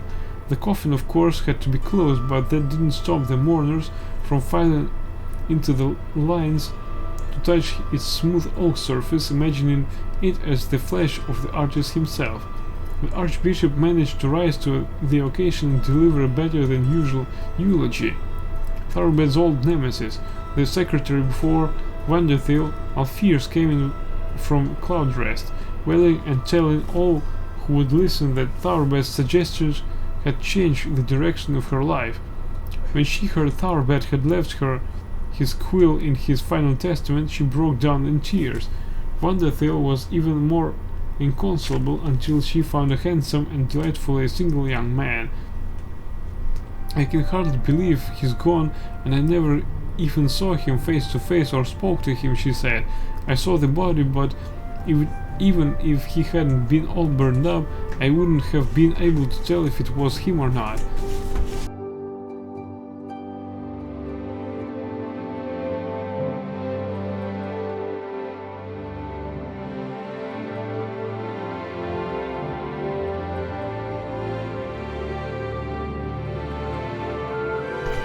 "I wish I could tell you there'd been a mistake, but there was plenty of medical evidence," said Telemachiel. "I supplied some of it myself. He was a patient of mine, you see." "Oh," said Wonderthil, "was he sick or something?" "He had the Crimson Plague years ago. That's what took away his voice box, but it appeared to have gone into complete remission. Actually, I had just sent him a note telling him words to that effect the day before he killed himself." "You're that healer!" exclaimed Wonderthil. "Tharbad's messenger boy Gorgos told me that he had just picked up that message, and I sent mine, complimenting him on the new primitive design for the bulletin. It was amazing work. I never would have told him this, but I had begun to suspect he was stuck in an outmoded style. It turned out he had one last work of genius before going out in a blaze of glory, figuratively and literally." Wonderthil showed the healer Tharbad's last bulletin, and Telemachiel agreed that its frantic, nearly illegible style spoke volumes about the power and majesty of the gods Oriel.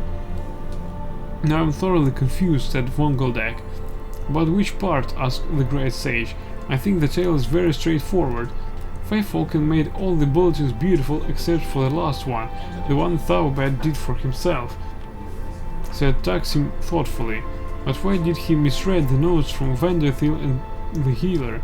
Did Faithfulken change those words?" "Perhaps," smiled the great sage. "Or did Faithfulken change Tharbad's perceptions of those words?" asked Vongeldag. "Did Faithfulken make him mad after all?" "Very likely," said the great sage. "But that would mean that Faithfulken was a servitor of Shelgorath," said Vongeldag. "And you said he was servitor of Clavicus Vile. Which was he an agent of mischief or an agent of insanity?" "The will was surely altered by Faithfulken," said Taksim. And that's the sort of thing a servitor of Clavicus Vile would do to perpetrate the curse. As an appropriate ending to the tale of the scribe and his cursed quill, smiled the great sage, I will let you read into it as you will.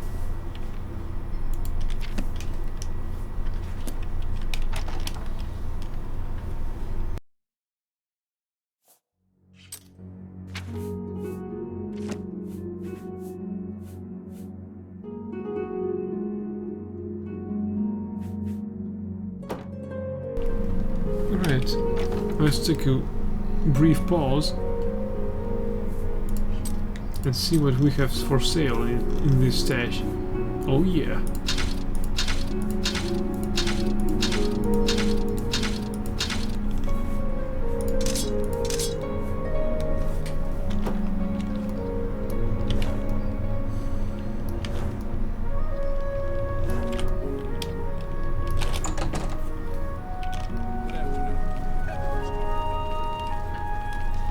A sincere welcome to you.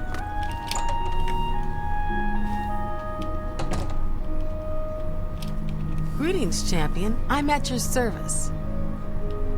What can I interest you in? You've made a good... You've made... You got... That's more than...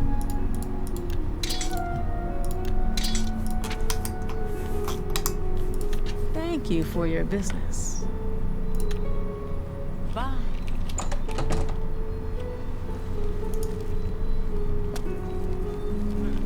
Have you seen?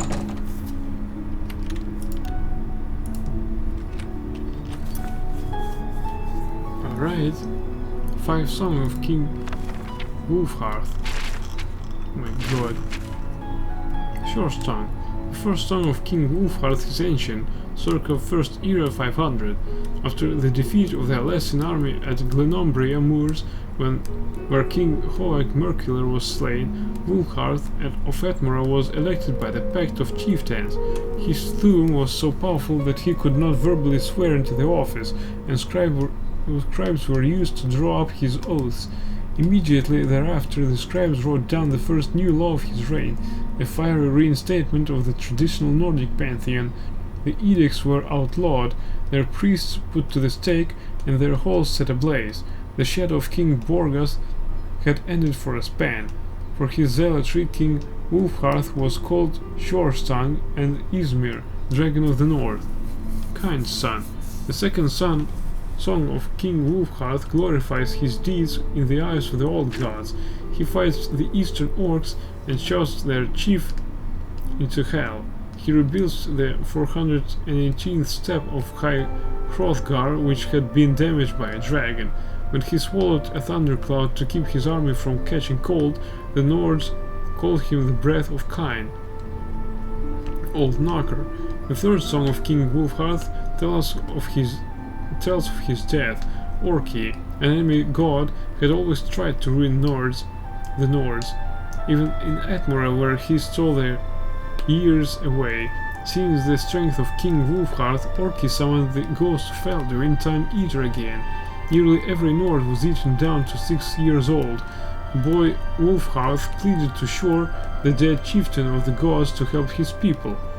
Shor's own ghost then fought the Time Eater on the spirit plane, as he did at the beginning of time, and he won, and Orki's folk, the orcs, were ruined.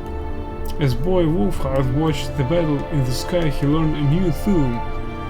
What happens when you shake the dragon just so. He used the new magic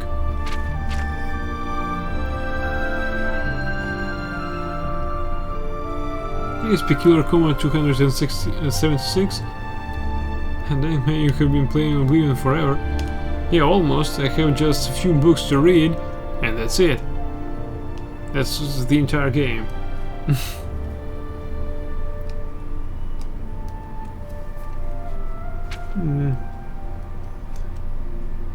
Right, let's reread this line. As boy Wolfhearth watched the battle in the sky, he learned a new thume. What happens when you shake the dragon just so? He used this new magic to change his people back to normal. In his haste to save so many, though he shook too many years out on himself, he grew older than the greybeards and died. The flames of his pyre were said to have reached the hearth of Cain itself.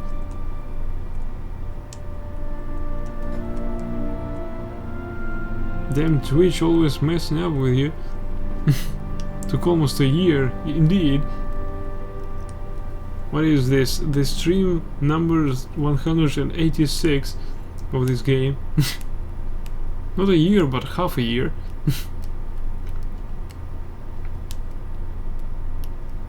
The Ash King. The fourth song of King Wolfheart tells of his rebirth.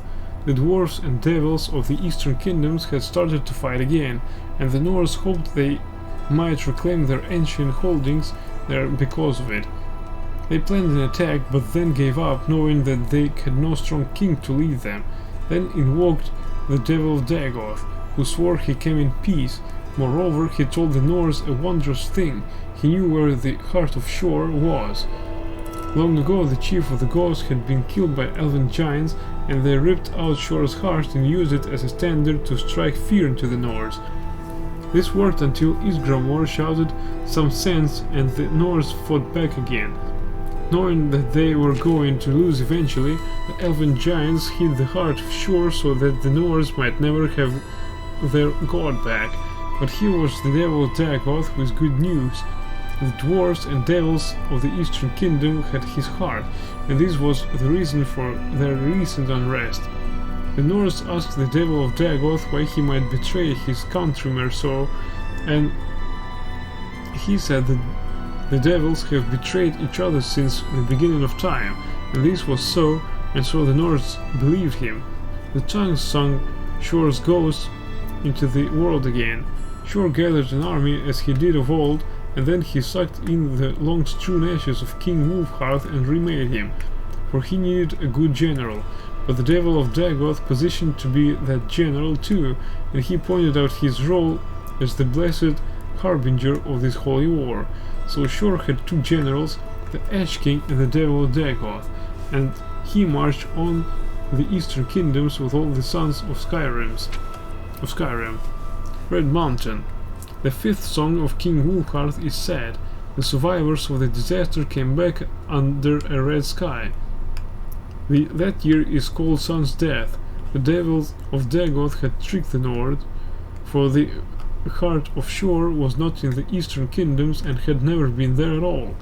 As soon as Shore's army had got to Red Mountains, all their devils and dwarves fell upon them. Their sorcerers lifted the mountains and threw it into Shore, trapping him underneath the Red Mountain until the end of time. They slaughtered the sons of Skyrim, but not before King Wolfheart killed King Dumalakath, the dwarf orc, and doomed his people. Then Vech the devil blasted the Ash King into hell, and it was over. Later, Cain lifted the ashes of Izmir into the sky, saving him from the hell and showing her sons the color of blood when it was brought by betrayal, and the Nords will never trust another devil again. The secret song of Wolfheart Ash King, the truth at Red Mountain.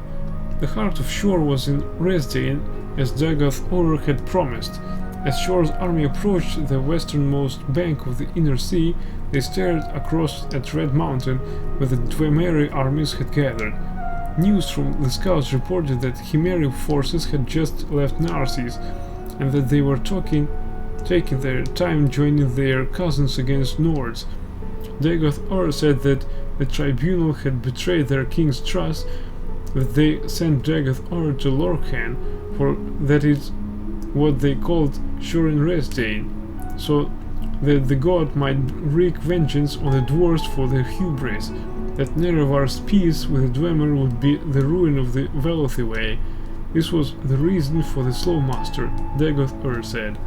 The armies grow. And Lorkhan, for that is what they called Shorin Resdain, said, I do not wreak vengeance on the dwarves for the reason that the tribunal might believe I do. Nevertheless, it is true that they will die by my hand, and any whoever should side with them. This Nerevar is the son of Boethia, one of the strongest Pedamakes. He is a hero to his people despite his tribunal, and he shall muster enough that this battle will be harder going still. We will need more than what we have, and so Dagoth-Ur, who wanted the dwarves as dead as the tribunal did, went to Kogoren and summoned his house chapel Thil, his Nixhounds, his wizards, archers, his stolen men of brass. And the Ash King Wolfhearth, Hori Izmir, went and made peace with the orcs in spite of his Nordic blood, and they brought many warriors but no wizards at all. Many Nords could not bring themselves to ally with their traditional enemies, even in the face of Red Mountain. They were close to desertion. Then Wolfhearth said, "Don't you see where you really are? Don't you know who Shor really is? Don't you know what this war is?" And they looked from the king to the god to the devils and orcs, and some knew, really knew, and they are the ones that stayed. The Doom Drum. Nerevar carried keening, a dagger made of the sound of the shadow of the moons. His champions were Dumek, Dwarf King, who carried a hammer of divine mass, and Alandrasul, who was the immortal son of Azura and was the Wraith male. They met Lorkhan at the last battle of Red Mountain. Lorkhan had his heart again, but he had long been from it, and he needed time. Wolfhearth met Su but could not strike him, and he felt grievous wounds, but not before shouting Su blind. Dagoth-Ur met Dumak and slew him, but not before Thunder struck his lord's heart. Nerevar turned away from Lorkhan and struck down Dagoth-Ur in rage, but he took a mortal wound from Lorkhan in turn. But Nerevar feigned the death that was coming early, and so struck Lorkhan with surprise on his side. The heart had been made solid by Thunder's tuning blow, and Keening could now cut it out. And it was cut out, and Lorkhan was defeated, and the whole ordeal was thought over.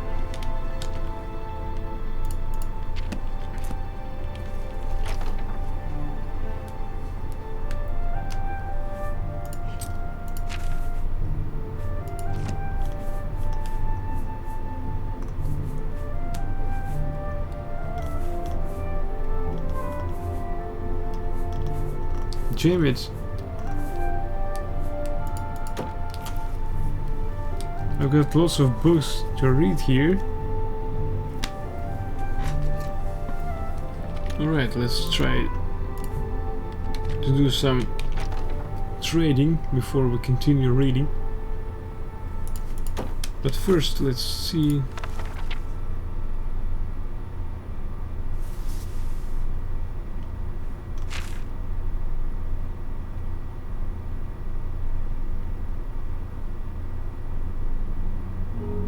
Yes, we read that.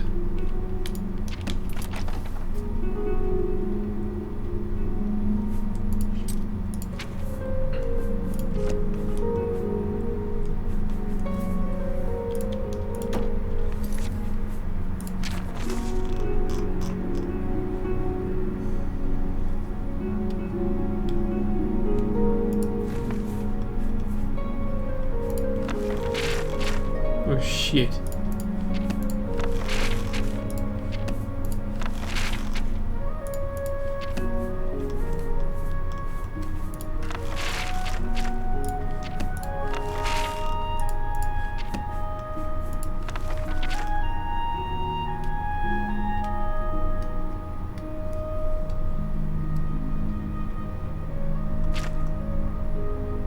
I think I already read that.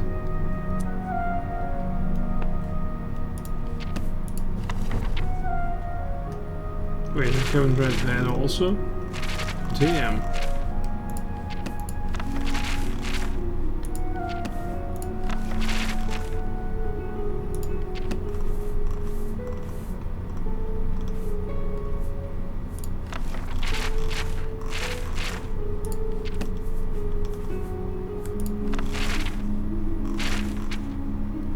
The Black Arrow, Part 1, by Gorgic Green. I was young when the Duchess of Wola hired me as an assistant footman at her summer palace. My experience with the ways of the titled aristocracy was very limited before that day.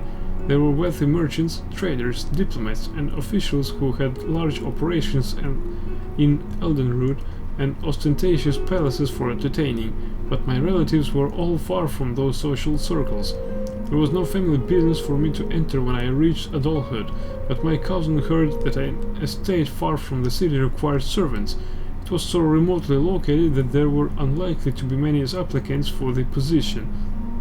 I walked for 5 days to the jungles of Valenwood before I met a group of riders going my direction. There were 3 Bosmer men, 1 Bosmer woman, 2 Breton women, and a Dunmer man, adventurers from the look of them. "Are you also going to Moliva?" asked Prolissa, one of the Breton women, after we had made our introductions. "I don't know what it is," I replied. "I'm seeking a domestic position with the Duchess of Woda." "We'll take you to her gate," said the Dunmer Missen Aiken, pulling me up to his horse, "but you would be wise not to tell her grace that students from Moliva escorted you, not unless you don't really want the position in her service." Aiken explained himself as we rode on. Moliva was the closest village to the Duchess' estate, where a great and renowned archer had retired after a long life of military service. His name was Hiomest, and though he was retired, he had begun to accept students who wished to learn the art of the bow. In time, when word spread of the great teacher, more and more students arrived to learn from the master. The Breton woman had come down all the way from the western reach of High Rock. Akin himself was journeyed across the continent from his home near the great volcano in Morrowind. He showed me the ebony arrows he had brought from his homeland. I had never seen anything so black. "From what we've heard," said Copale, one of the Bosmer men, "the Duchess is an Imperial whose family has been here even before the Empire was formed, so you might think that she was accustomed to the common people of Valenwood. Nothing could be further from the truth. She despises the village and the school most of all." "I suppose she wants to control all the traffic in her jungle," laughed Prolissa. I accepted the information with gratitude and found myself dreading more and more my first meeting with the intolerant Duchess. My first sight of the palace through the trees did nothing to assuage my fears. It was nothing like any building I have ever seen in Valenwood, a vast edifice of stone and iron, with a jagged row of battlements like the jaws of a great beast. Most of the trees near the palace had been hewn away long ago. I could only imagine the scandal that must have caused, and what fear the Bosmer peasants must have had of the Duchy of Water to have allowed it. In their stead was a wide grey-green moat circling a ring around the palace, so it seemed to be on a perfect, if artificial, island. I had been such sights in tapestries from High Rock and the Imperial province, but never in my homeland. "There'll be a guard at the gate, so we'll leave you here," said Aiken, stopping his horse in the road. "It would be best for you if you weren't damned by association with us." I thanked my companions and wished them good luck with their schooling. They rode on and I followed on foot.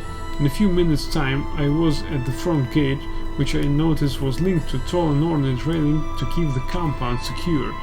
When the gatekeeper understood that I was there to inquire about the domestic position, he allowed me past and signaled to another guard across the open lawn to extend the drawbridge and allow me to cross the moat. There was one last security measure, the front door, an iron monstrosity with the Voda coat of arms across the top, reinforced by more strips of iron and a single golden keyhole. The man standing guard unlocked the door and gave me passage into the huge gloomy grey stone palace. Her Grace greeted me in her drawing room. She was thin and wrinkled like a reptile, cloaked in a simple red gown. It was obviously that she never smiled. Our interview consisted of a single question. "Do you know anything about being a junior footman in the employment of an Imperial noblewoman?" Her voice was like ancient leather. "No, Your Grace." "Good. No servant ever understands what needs to be done, and I particularly dislike those who think they do. You're engaged." Like at the palace was joyless, but the position of junior footman was very undemanding. I had nothing to do on most days except to stay out of the Duchess' sight. At such times I usually walked 2 miles down the road to Maliva. In some ways there was nothing special or unusual about the village. There are thousands of identical places in Valenwood, but on the hillside nearby was Master Hillmaster's archery academy, and I would often take my luncheon and watch the practice. Prolissa and Aiken would sometimes meet me afterwards. With Aiken the subjects of conversation were seldom strayed far from the archery.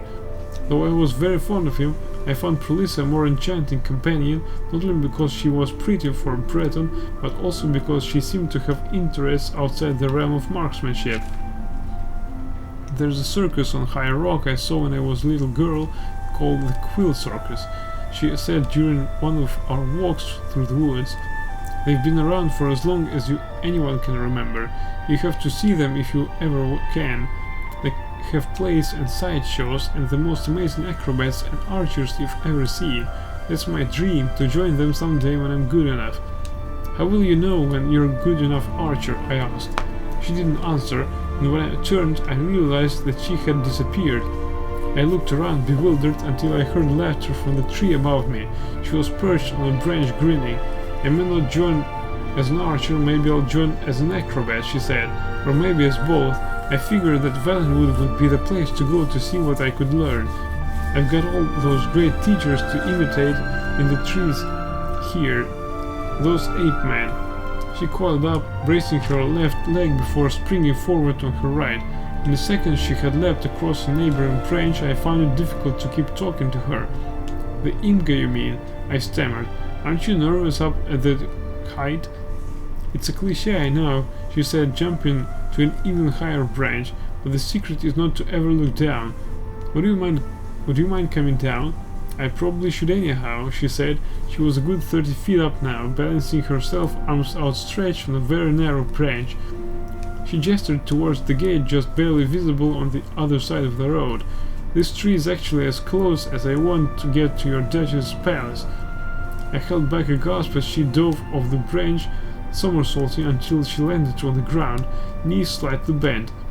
That was the trick, she explained, anticipating the blow before it happened. I expressed to her my confidence that she would be a great attraction at the Quill Circus. Of course, I know now that never was to be. On that day, as I recall, I had to return early. It was on one of the rare occasions when I had work of a sort to do. Whenever the Duchess had guests, I was to be at the palace. That is not to say that I had any particular duties except to be seen standing at attention in the dining room. The stewards and maids worked hard to bring in food and clear the plates afterwards, but the footmen were purely decorative, a formality. At least I was an audience for the drama to come.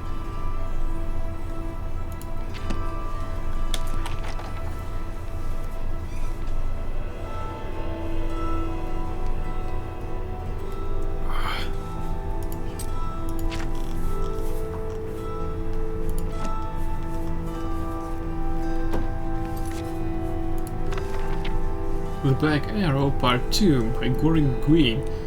The last dinner my employ at the palace, the Duchess, quite surprisingly, had invited the mayor of Maliva and Master Hillmaster himself among her other guests. The servants' gossip was manic. The mayor had been there before, albeit very irregularly, but Hillmaster's presence was unthinkable.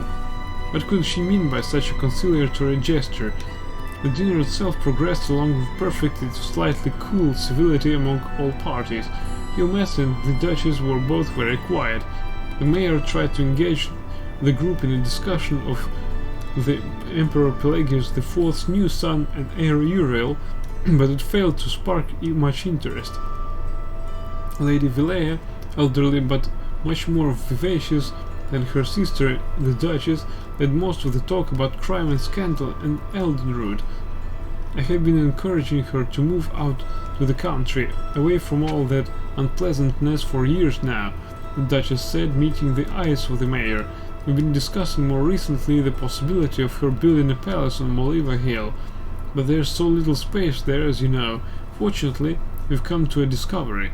There's a wide field just a few days west, on the edge of the river, ideally suited. It sounds perfect, the mayor smiled and turned to Lady Villia. When will your ladyship begin building?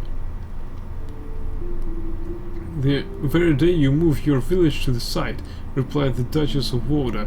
The mayor turned to her to see if she was joking. She obviously was not. Think of how much more commerce you could bring to your village if you were close to the river, said Lady Villia jovially, and Master Humaster's student could have easier access to his fine school. Everyone would benefit.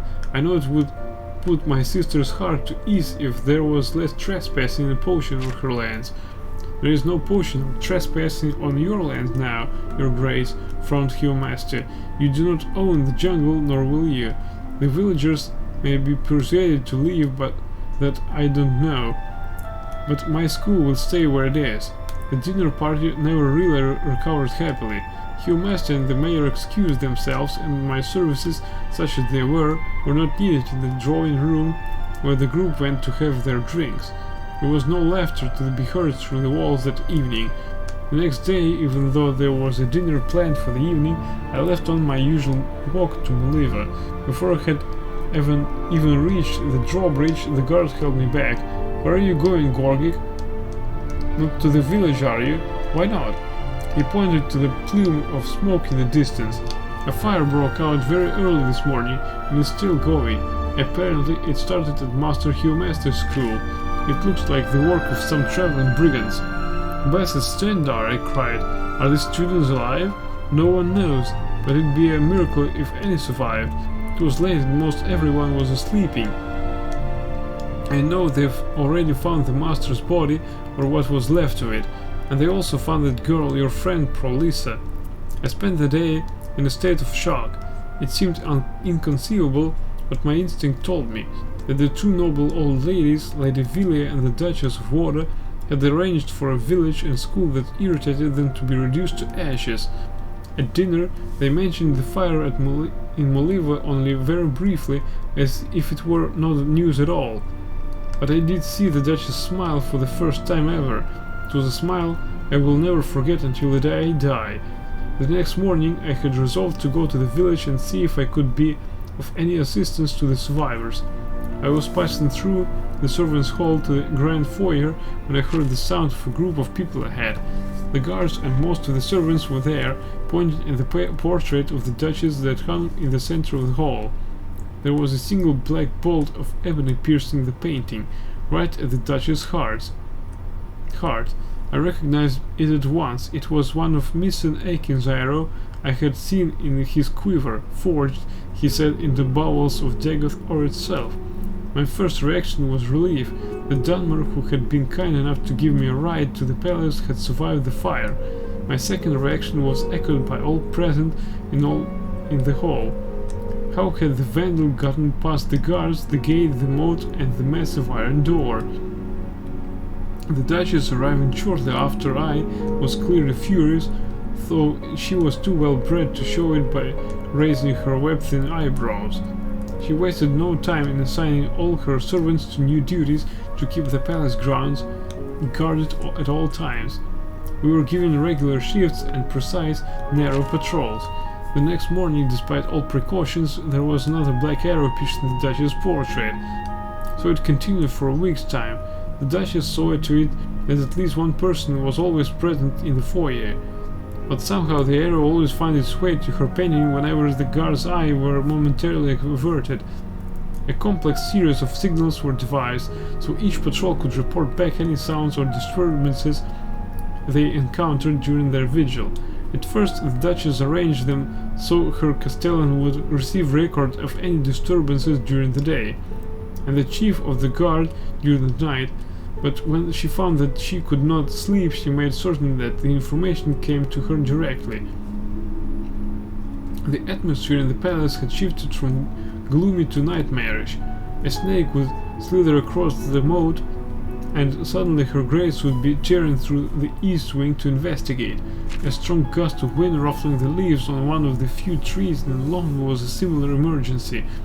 An unfortunate lone traveler on the road in front of the palace A completely innocent man, as it turned out, brought such a violent reaction that he must have thought that he had stumbled in a war. In a way he had. And every morning there was a new arrow in the front hall, mocking her. I was given the terrible assignment of guarding the portrait for a few hours in the early morning. Not wanting to be the one to discover the arrow, I seated myself in a chair opposite, never letting my eyes move away for even a second. I don't know if you've had the experience of watching one object relentlessly, but it has a strange effect. All other senses vanish. And that was why I was particularly startled when the Duchess rushed into the room, blurring the gulf from me between her portrait and herself. There's something moving behind the tree across the road from the gate, she roared, pushing me aside, fumbling with her key and the gold lock. She was shaking with madness and excitement, and the key did not seem to want to go in. I reached out to help her, but the Duchess was already kneeling, her eye to the keyhole, to be certain that the key went through. It was precisely in that second that the arrow arrived, but this one never made it as far as the portrait. I actually met Miss Anakin years later, when I was in Morrowind to entertain some nobles. He was impressed that I had risen from being a humble domestic servant to being a bard of some renown. He himself had returned to the Ashlands, and, like his old master Hillmaster, was retired to the simple life of teaching and hunting. I told him that I had heard that Lady Villa had decided not to leave the city, and that the village of Modiwa had been rebuilt. He was happy to hear that, but I couldn't find a way to ask him what I really wanted to know. I felt like a fool just wondering if what I thought were true, that he had been behind Prolissa's tree across the road from the gate every morning that summer, firing an arrow through the gate, across the lawn, across the moat, through a keyhole, and into a portrait of the Duchess of Wada until he struck the Duchess herself. It was clearly an impossibility. I chose not to ask. As we left one another that day, and he was waving goodbye, he said, "I'm pleased to see you doing so well, my friend. I'm happy you moved that chair."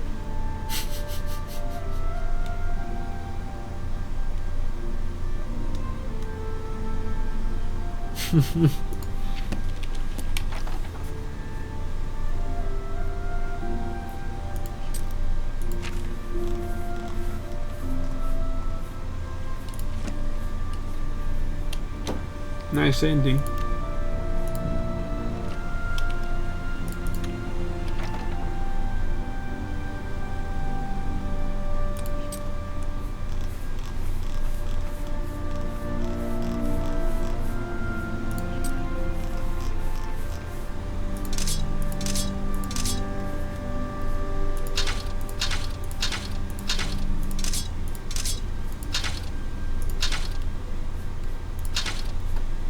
Shit.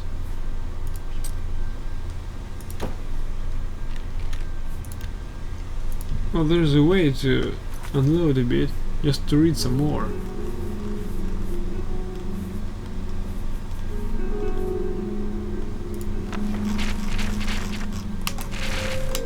The Warp in the West, a report compiled by Ulvius Tero, Blade's archivist. Secret for your eyes only. Let me offer my congratulations to your lordship for your recent appointment as ambassador to the court of Wayrest. Your lordship asked me for a review of existing Blaze accounts from Third Era 417 concerning the Warp in the West, and for a summary of the current state of affairs there. Since your lordship was in Blackmarsh serving in the staff of Admiral Sosorius at the time, you probably know of these events only from Imperial proclamations and chapel declarations, which identify this period as the Miracle of Peace. During the Miracle of Peace, according to official accounts, the formerly war-wrecked Iliac Bay region was transformed overnight from a patchwork of squabbling duchies and petty kingdoms into the peaceful modern counties of Hammerfell, Sentinel, Wayrest, and Orsinium. The Miracle of Peace, also known as the Warp in the West, is celebrated as the product of the miraculous interventions of Tendar, Mera, and Akatosh to transform this troublesome region into peaceful, well-governed imperial counties. The catastrophic destruction of landscape and property and the large loss of life attending upon this miracle is understood to have been tragic and beyond mortal comprehension. Inasmuch as this account confirms and validates the current borders of these counties and identifies the rulers and boundaries of these counties as ordained by the Nine, the miracle of peace serves imperial objectives of peaceful consolidation of ancient petty states and sovereigns into manageable imperial jurisdictions. The other remarkable features of these events, mass disappearances, armies mysteriously transported hundreds of miles or completely annihilated, titanic storms and celestial phenomena, apparent local discontinuities of time, fit comfortably into the notion that these events are part of a vast mysterious divine intervention. However, this is the only public account of these events, and as you may suspect, it conflicts with many other accounts. In short, while this explanation suits imperial policy, it has little historical validity. Your lordship should know that the Blades have concluded that there is no plausible historical account of these events, and despair that plausible historical account shall ever be produced. The Blades have concluded that a miracle occurred insofar as the events are inexplicable, but the Blades strongly doubt the miracle was of divine origin. There is a good reason to believe that the ruling families of the four modern Iliac Bay counties had forewarning of the event. There is also some evidence that some of these ruling families have been directly or indirectly responsible for the event. We do not know the exact sequence of actions that produced the event, although we are confident that the totem artifact was involved, and that a Blaze agent was involved in employing the artifact.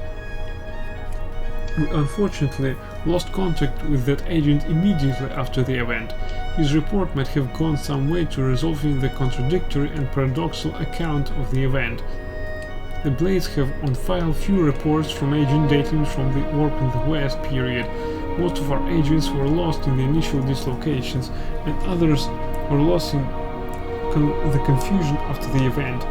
I promise a few of these reports to give you a general sense of the limitations, including the report of your diplomatic predecessor, Lord Strail. You will have had access to other private and rumored accounts of the period. I believe you will agree that these documents raise more questions than they answer. The report of Hammerfeld Agent Briarbird. I was on assignment in the Alikers Desert, a few miles south of Bergama, on the 9th of Frostfall. I was encamped, as it was still early morning, and when I felt the ground shake so violently I was thrown to the ground. Dazed, I was aware of a great roar of sandstorm, which alarmed me, as I had been on a high dune and had seen nothing like that on the horizon. It was on me before I was even on my knees, burying me and my camp. When I crawled my way out of the sand, I realized that I must make haste and get to Bergamo as soon as possible, as all my food and water had been swept away. The sun was just rising as I began, like I said. When I reached Bergamo, it was nightfall. The town was in chaos, filled with soldiers of Sentinel. The lord of Bergamo's fortress was in ruins. There had been an attack, but no one had seen it, only the invasion that followed it. The soldiers of Queen Akoarithi of Sentinel refused to be interviewed about how they had accomplished this sneak attack, but I came to learn that the whole of Northern Hammerfell now belonged to them. Even stranger, I discovered that my walk from sunrise to sundown had not taken me not one day but two. It was now the 11th day of the month, not the 10th. I had lost a day somewhere, and so apparently had everyone else, except Akorith's soldiers, who somehow were aware of the correct date. I since have concluded that they had received advance warning, and so were better prepared to deal with the strange confusion of time and dates associated with the warp. The report of High Rock Agent Grey Lady. I was at the time of the warp undercover as a witch in the Skeffington Coven of Firgas in central High Rock. In order to give my report, I had volunteered for an expedition to gather supplies, which would allow me the freedom to reach my contact in Camlorn. I was traveling northeast along the foothills of Rothgarian Mountains on the 9th of Frostfall, and I felt a great heat behind me, like fire. I turned, but I regret to say I cannot tell you what I saw. The healers tell me my eyes were burned out of my sockets. I think I must have fallen into a state of semi-consciousness, for I distinctly remember falling as the ground seemed to give way beneath me. Then there was a series of explosions in the distance to the south, and I heard high whistling noises that were getting louder, coming closer. I had my shield with me and fortunately anticipated that volleys of some sort were falling from the sky. Though I could not see them, I could hear them coming from a distance away, and was able to use my shield to block them from striking me. The assault stopped suddenly, and I could smell smoke. I learned later that most of the forest of Icolan and Phigias had caught fire, in an inferno that started further south in Dania and the Elysian Hills. Fortunately, I kept my bearings and moved north, finally reaching a temple in the wilderness where my wounds were healed as well as they could be. It was there I learned that there had been a three-way clash between Daggerfall, Wayrest and Orsinium not far from where I had been, and that the land midway between their kingdoms had been decimated. The report of Ambassador Lord Nagan's trail. His Imperial Majesty had sent me on a delicate errand, the details of which I cannot convey in this unsecure report, but my official capacity was to be the Emperor's ambassador to the court of Wayrest. From there I was to meet with an old friend, Lady Briziana, who was already in the vicinity. Foregoing any attempt at stealth, I was on an Imperial barge sailing westward on the Bjolsey the morning of the 9th of Frostfall. I remember it was a slightly chilly day, but the sky was very blue. We had just passed the delightful riverside village of Candlemas when the captain sounded the alarm. There, in front of us, was a colossal wall of water, at least 30 feet high.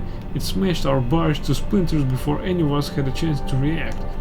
I woke up on the shore, having been rescued by one of my servants, who had miraculously not lost consciousness.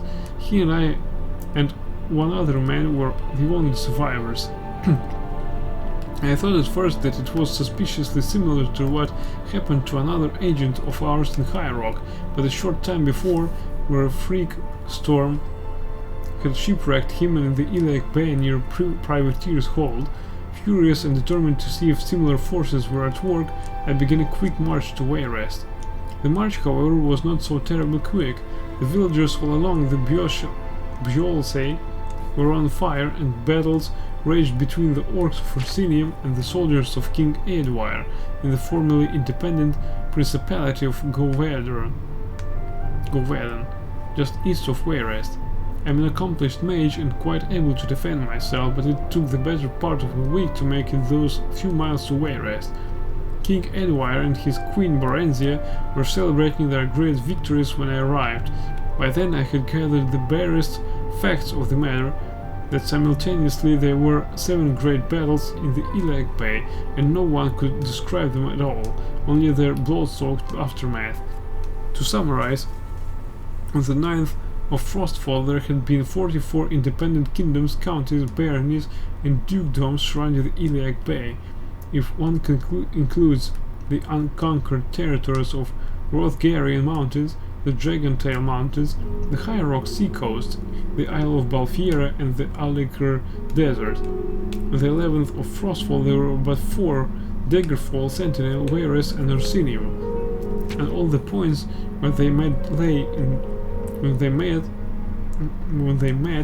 ruins as the armies continued to the battle. I was determined to find the truth from the king, even if I had to be a most undiplomatic diplomat to do it. Eadwire, though a generally jovial sort, had blustered, saying he didn't want to give out military secrets. The queen, if ever calm with those unreadable red eyes of hers, told me, "We do not know." I think it is safe to assume that Barenzia did not tell me everything, but the facts of her story, which I later verified after pointed interviews in Daggerfall, Sentinel, and Orsinium, was that they had learned that a certain powerful ancient weapon was going to be activated. I shan't give the name of it here, Out of fear that it would be used against Wayrest, the king had attempted to buy it from the young adventurer who had discovered its whereabouts. Edward believed, as it turns out quite rightly, that other powers in the bay had also attempted to win ownership of this device. What happened then, as Brenzia said, we do not know. The morning of the 9th and the morning of the 11th somehow merged through some sort of warp in the west, and Wayrest found themselves at war. Their land had expanded threefold, but they were under attack by Daggerfall to the west, Orsinium to the east, and Sentinel to the south. There had been no time to understand what had happened, the king said. They had simply reacted, sending their armies to defend their lands against these enemies, whose kingdoms had also gained great territorial advantage.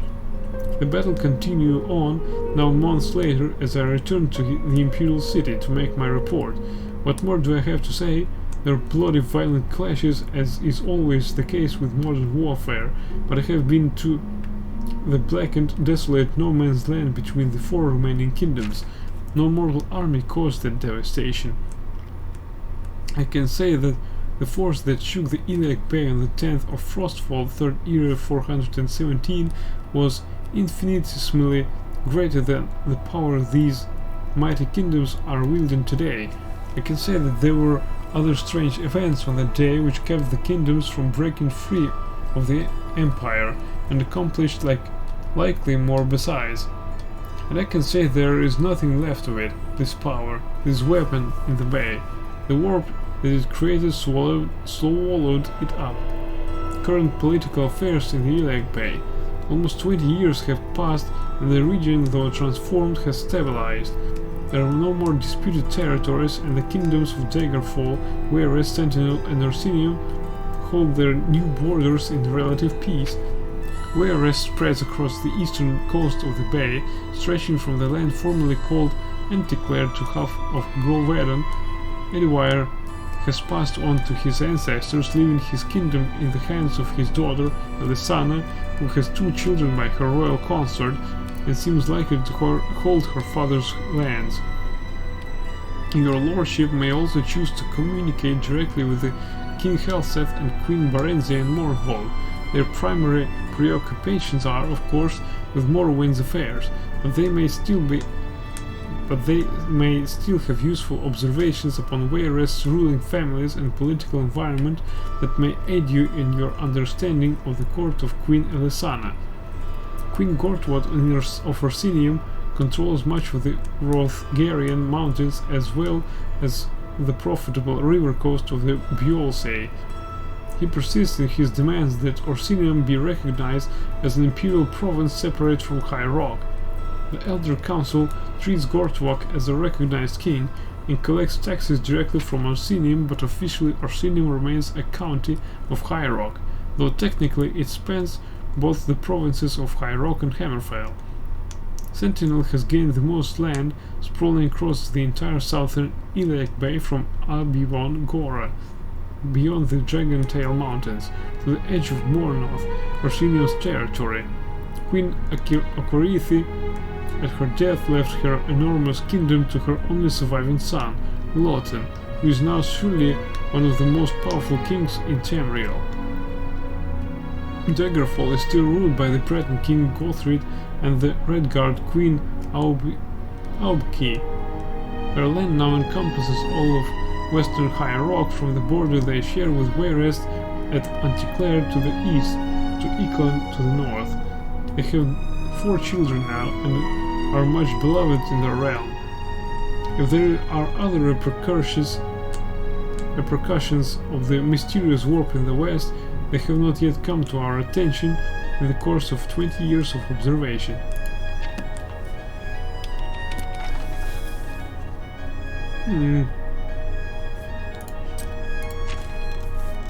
I think that we're out of time now. I thought that I could read all the books, but I think that I overestimated my power.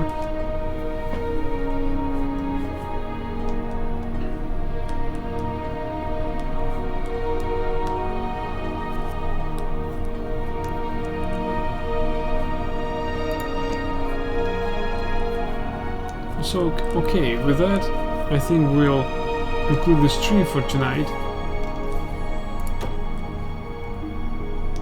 But, as promised, I'll roll the titles for you. And after that, the stream will be concluded for tonight. Thank you everyone for watching. I hope you enjoyed it. And if you did, please follow my channel. I wish you good night, and until next time. See you next time with more lore of this game. And have a good night. Bye.